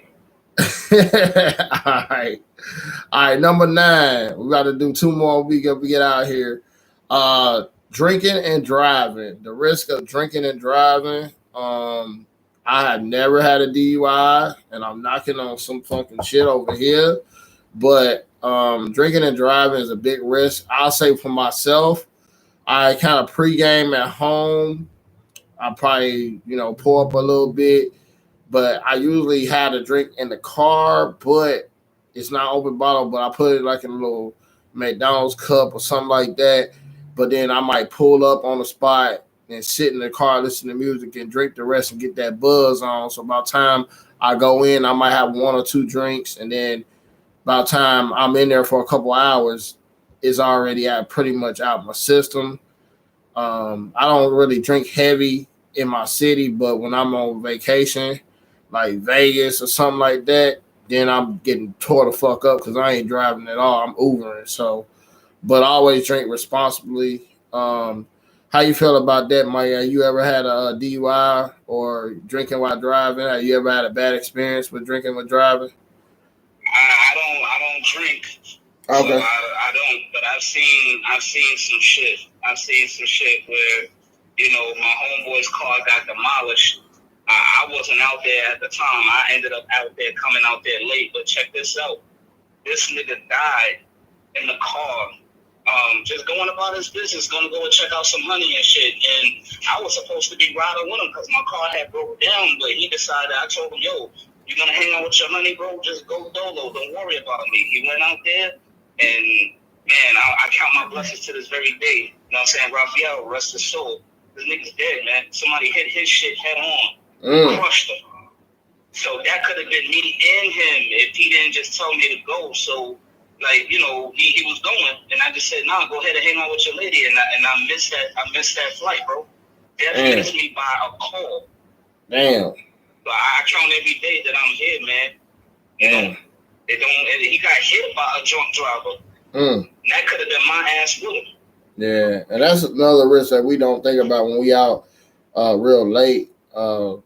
That you got to realize the people around you, because I ain't seen people spin off on the road on the way home from going out and shit, and I'm looking like, what the fuck? Dude just ran right to the wall. I'm like, damn, you know what I'm saying? I see people lose control at night, all kind of things, you know what I'm saying? So that's another risk we got to realize is drinking and driving, or driving late at night, looking for the drunk drivers as well. So, Captain, what you got going on that Benz at night? Do you see drinking and driving, or do you take a risk in that Benz? No, I don't. I don't get out. Not saying that I don't go out at night, but it's very rare that I do. I don't go. I stop, especially with COVID going on. Now, I really don't get out like that. But if I do get out, I definitely don't be out there speeding. I don't drink and drive. I never have. Since I was young, I never, drank and got in the car and, started driving. So you don't sip and drive? Do what? You don't sip and drive? No. So you don't do none of that, huh? No, I done been a passenger and drunk. Like, man, I'm not the driver if I'm going to do that, but yeah, no. Okay. All right. Michelle, how you feel about the drinking and driving? You take a chance on that, or you What you got going? I'm sorry, you said have I drink and drive?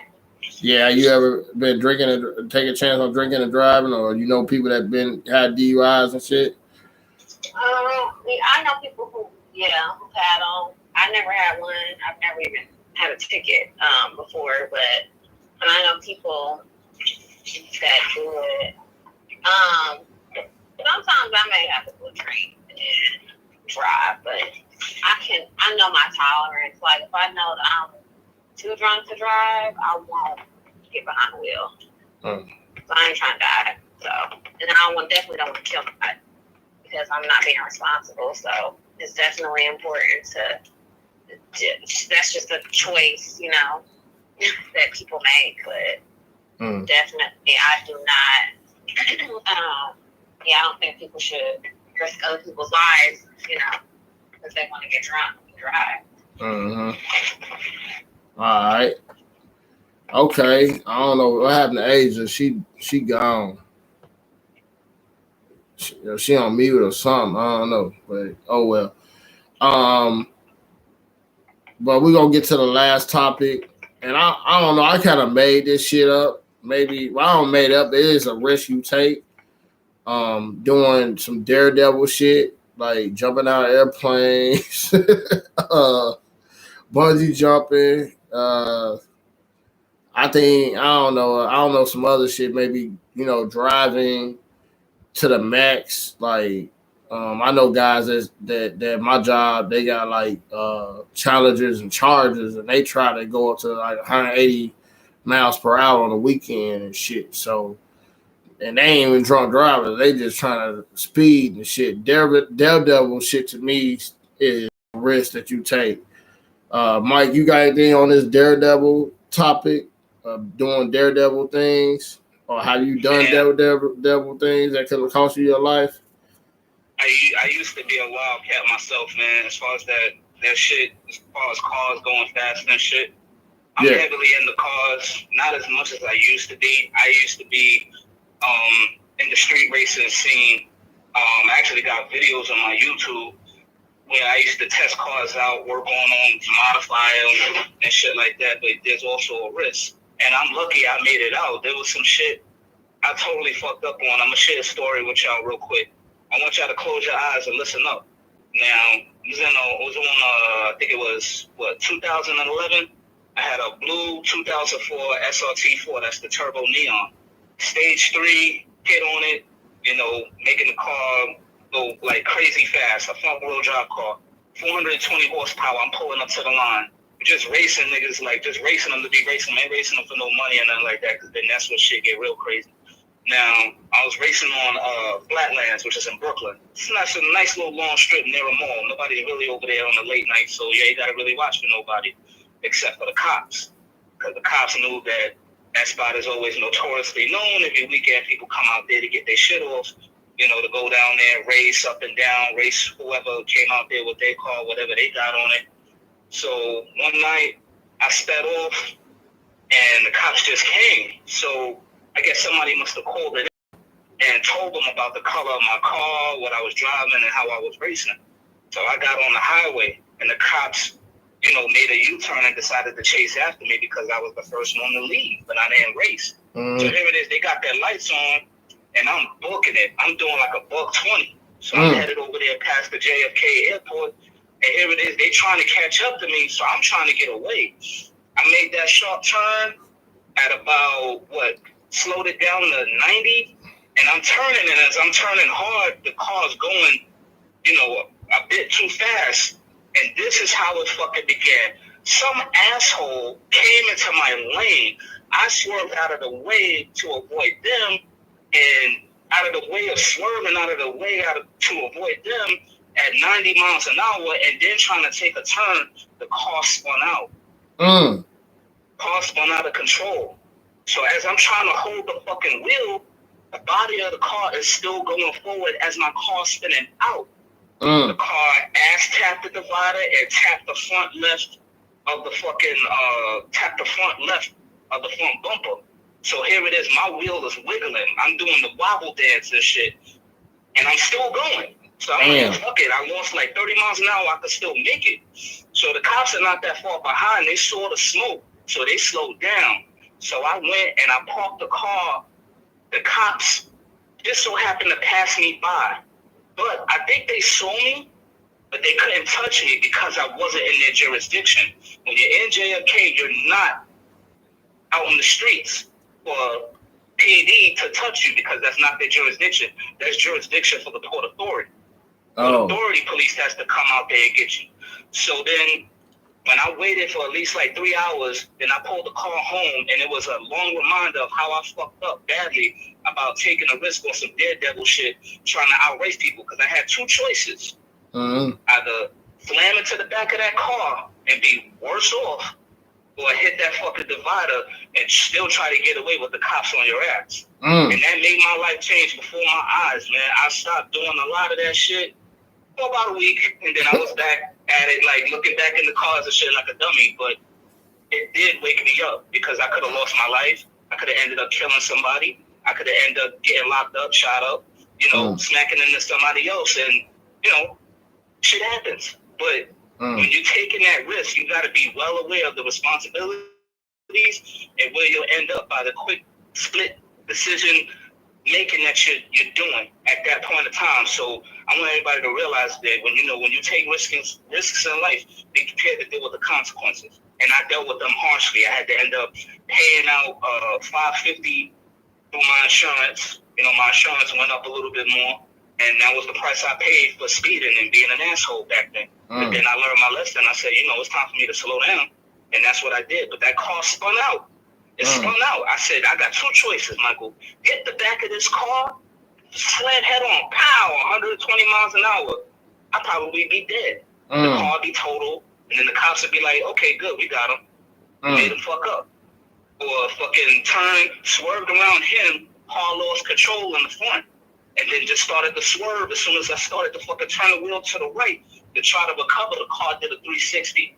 Tapped the divider, tapped the front end, and I'm still driving, struggling like in a panic. Hard on racing, adrenaline pumping, smoke all in the air and shit from the tires. You don't want to be in a situation like that. And that's the shit that made my shit for my eyes. Thank God I'm still here. Facts. All right.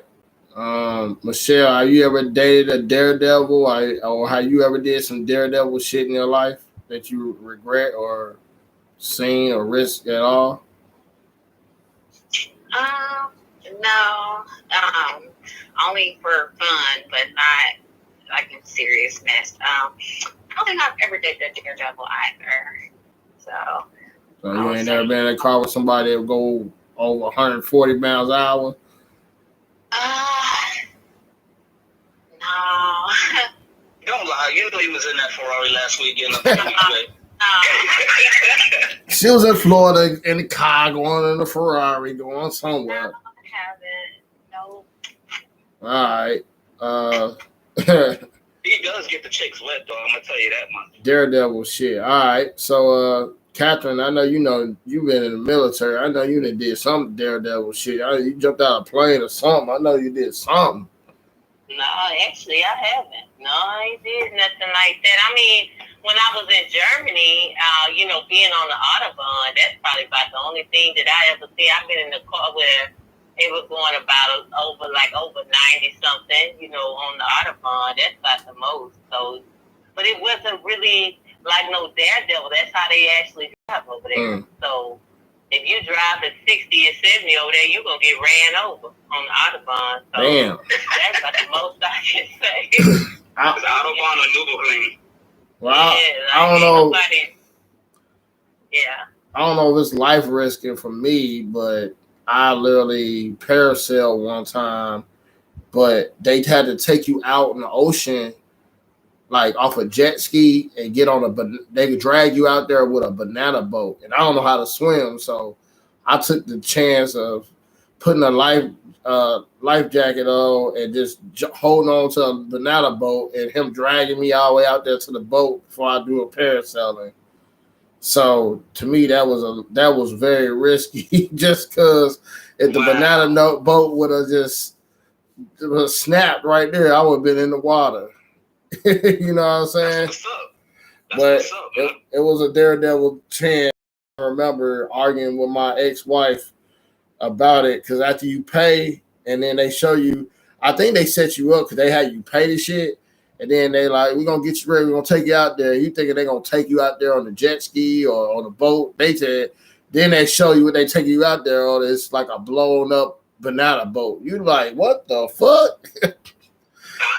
Imagine you on a banana boat in the middle of the ocean getting pulled out there in a jet ski. So that shit right there was very risky. I ain't gonna lie. But I did it twice though. I ain't never gonna do that shit again probably unless they take me from the boat with the parasail. I'm gonna tell y'all what I did that I can think of that was risky. It was back when I was young. Like I might have been around 16 or 17. Me and my homegirl, I was actually in Houston at the time, and we went to the mall and we catch the bus and go out to the mall out on the south side. We ended up missing the bus and we caught a ride with some guy just pulled up and was like, hey, you know, what y'all doing? Like, you know, the bus ain't running no more. And we like, what? We need to get home or whatever. And he was like, I'll take you. Like, we jumped in the car with this, like, stranger. Like, and it was really a scary experience because we should have stayed together, but we didn't. And she got dropped off first. And then oh, shit. I rode with him, and he pulled off to the side, like in the mall. It wasn't nobody ever late. It had to be, like, maybe around 9 or 10 at night. There wasn't nobody in that parking lot. He said he had to pee. So he went behind like the dumpster and he got back in the car and he just sat there. And I'm like, you ready to go? Like he sat there for a minute. I'm just sitting there. He's sitting there. And I'm like, you ready to go? And he was like, go where? And I was thinking to myself, I got so scared. I'm like, this nigga's about to kill me. I'm like, I'm about to die. I'm like, and so I'm thinking to myself, like, I got to get out and run. And he was like, I said, home. I said, I got to go home. And so he waited a few minutes, like he was thinking about it, started up the car, and he did take me home, but I'm telling y'all, I was scared. That's probably about the most scariest experience I've ever pretty much had in life, because I thought I was about to die. I didn't know this man from nothing, man, and he just, I don't know, it seemed like he was thinking about it. It seems like he was thinking about it, yeah. You could just say, hey, look, I'm ready to go home now. He'd be like, yeah, all right, I'm ready to go. Damn. Yeah. That's some crazy shit. I've actually had a bad experience at one point too. This is like on some random shit. I wouldn't even be here talking to y'all now. I went the spot that I used to race around used to be like, I wouldn't say heavily drug infested, but at that time near the projects near the White Castle that's over there, it used to be back in the day. It used to be on some real crazy shit. And I see somebody get chased up the block, and I guess it must have been a deal going bad where this dude was running down the block, and I was the very first individual at the light. You know, while the light was red, waiting for the light to turn. This nigga ran past my car, and the dude shot at him, but I had both my windows down, and I see the bullet was past my head. Oh, shit. So, you know what I mean? Like, that could have been a whole fucked up situation. You know, seeing some shit whiz past your head, and, you know, you got both windows down and somebody shooting at somebody else. Like, just that one time taking a shot at him. And the dude ran past my car and shit. I pulled off and ducked down almost at a parked car, trying to avoid that shit. Well, I will say I like roller coasters, and I fell off a roller coaster before when I was like 8 years old. I don't tell people this story, but what happened was I was getting on, and then at first I wasn't going to get on. I changed my mind. I got on. The dude started the ride before I got all the way on. So when you about to go up the for the drop and shit, I literally at that point I was holding on to the car, and my mom was watching. She was like, "Let go, just let go." And before the top came, you know how you go all the way up and then just go down. I let go, and I fell for like, I wasn't all the way up there yet, but I fell a good ways down, and I fell in the grass part of the roller coaster. and my mom and my daddy sued the fucking park and everything. It was a long time ago, but I had like a couple scrapes and shit, but I wasn't had no broken bones. But I did fall off a roller coaster before when I was a kid, and that was some deep ass shit. But I don't really tell everybody that. But now y'all know it's on video now. So. At least you're here, man. You know, at least you're here. Be grateful, man. You know, God is good, man. God is always good. But yeah, I wouldn't call it really Daredevil. It was just something I was trying to. I mean, but I still ride roller coasters to this day, even though I had that experience as a child. But you know, I don't mind riding roller coasters or doing something Daredevil. I thought about doing a plane thing, but we'll see. Maybe one day my auntie trying to talk me into doing it, but I don't know. But that experience with me, like I said, I'll never forget that. Like I remember it. I can still feel the experience. That's how scary it was. Oh yeah. To me, like to be in something like a situation like that, because that man could have just shot me. I don't know if he had a gun, whatever. Like it was just crazy. But when you young, you don't think about shit like that. It was really nothing to me at the time. I'm like, I'm gonna take this ride as long as I get home. Yeah. That's how I was thinking. But when the situation got scary, I'm like, oh wow, you know, now I'm down, but thank God he took me home, because I swear I thought that man was thinking about it. He was thinking about what he was gonna do. Damn. And yeah. Well, shit, we about to go and wrap it up. So next Sunday, I'm not having a show, but I'll do one on Thursday next week. If y'all down, I'm gonna kind of do it on Thursday. I got some shit going on next weekend, and I'm kind of off work from Thursday and Friday night, but Thursday my night. I'll do a live stream Thursday night and go from there, and then we'll pick it back up the following Sunday. But you know, that's what I really want to, you know, last week got busy with this yard work, doing all this extra stuff for the spring, so kind of got a little busy. You know what I'm saying? So, but definitely next week. We'll just do Thursday instead of Sunday, and go from there. And I don't even know what the topic gonna be about yet, but we'll figure it out as we go.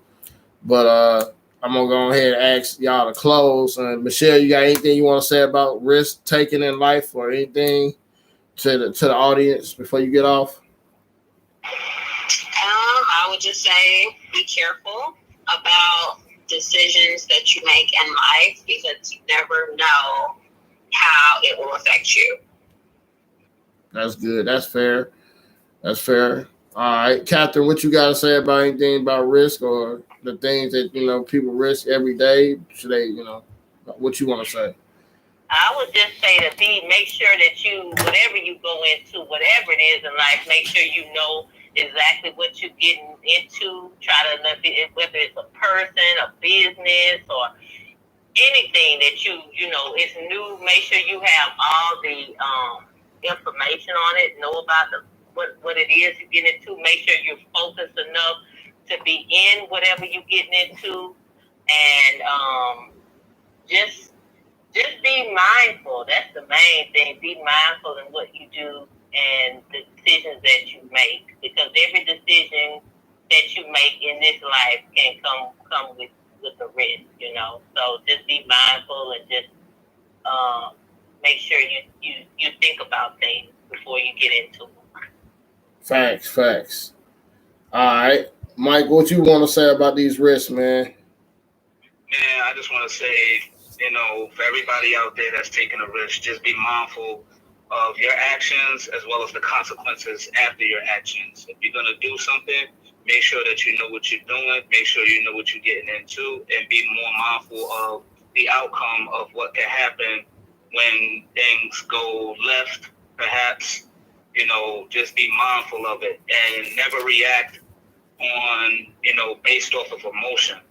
Be mindful of how you react, because every action comes with a reaction or response. So just be mindful of that and think positive, and most of all, stay close to God, because as DMX said, you know, he may not always be there when you call, but he's always on time.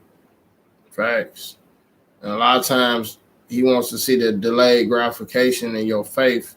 Your faith will be tested whenever you make a change. You know, it might not change overnight, but over time it will change. And like you said, you know, God will be there, but you got to welcome them there to be there. He wants to see how good you're gonna still believe in him when things don't go always your way. So, you know, always do the work, always plan, purpose, program. You know, that's part of plan, purpose, and programming, and all that. You're gonna have a risk in plan, purpose, program. I know it sounds like a good ass saying, but in a plan is a risk, in a program is, your purpose is a risk, and then your program, you're gonna have to rechange your program for it to work because it's gonna be risk in that too. So always remember, don't be afraid of adversity or risk. Just go ahead and welcome it in your life, because when you welcome the hard stuff, it will make everything easy in the long run. But can I say one more yeah, thing? go ahead. Also, in that as well, you gotta always remember in those risks that you take, you gotta think about your loved ones, and everything is not just about you. And that's what I had to learn. That's that growth I was talking about, because every decision that you make, it don't only affect you when a person think, well, okay, this is just gonna be, if it do, it's just me. No, if you got family, loved ones, kids, anybody, even on your job, like things you do, it affects everybody. So you can't be so selfish in your thinking and the way you do things that you don't never think that this is just going to impact me. It's going to impact others too. So I think that that's what people really need to think about, the decisions that they make, how it's going to not only affect them, but the others around me. I was just watching Unsung about Mystical and how he went to jail because he got mad because his baby mama and her friend they stole $80,000 away from him, and he literally punished them on some it was like some sex shit, made them give some oral sex. It was some stupid. It wasn't worth $80,000. When you making all the money he was making in his height of his career, you should have just said, okay, I got screwed over $80,000 and just said, forget it. But it wasn't worth that risk. That's basically the point I'm trying to make. Is, you know, he should have just turned the cheek and realized that I could lose money, doing more money doing from the IRS than sitting here trying to take a risk to like literally do a crime. And then now his whole career from that point went downhill and it never been the same since then. So you got to watch the risks you take. You got to pick your battles with people and pick your battles in the world, period. And realize what's worth the risk and what's not worth the risk. And sometimes you got to be strong enough to say no and turn your back towards things so you won't have to take stupid ass risks. So, but that's what I want to say. But like you said, it does affect everybody. The decisions you make today will affect everybody that branch off of your lifestyle, especially your children. So, you're right about that, Catherine. But we about to get out of here. But thanks for you guys calling tonight. Thursday night, we'll be going on probably about 8 o'clock on Thursday night. And I'll holler at y'all on Thursday. All right. All right. Peace, guys.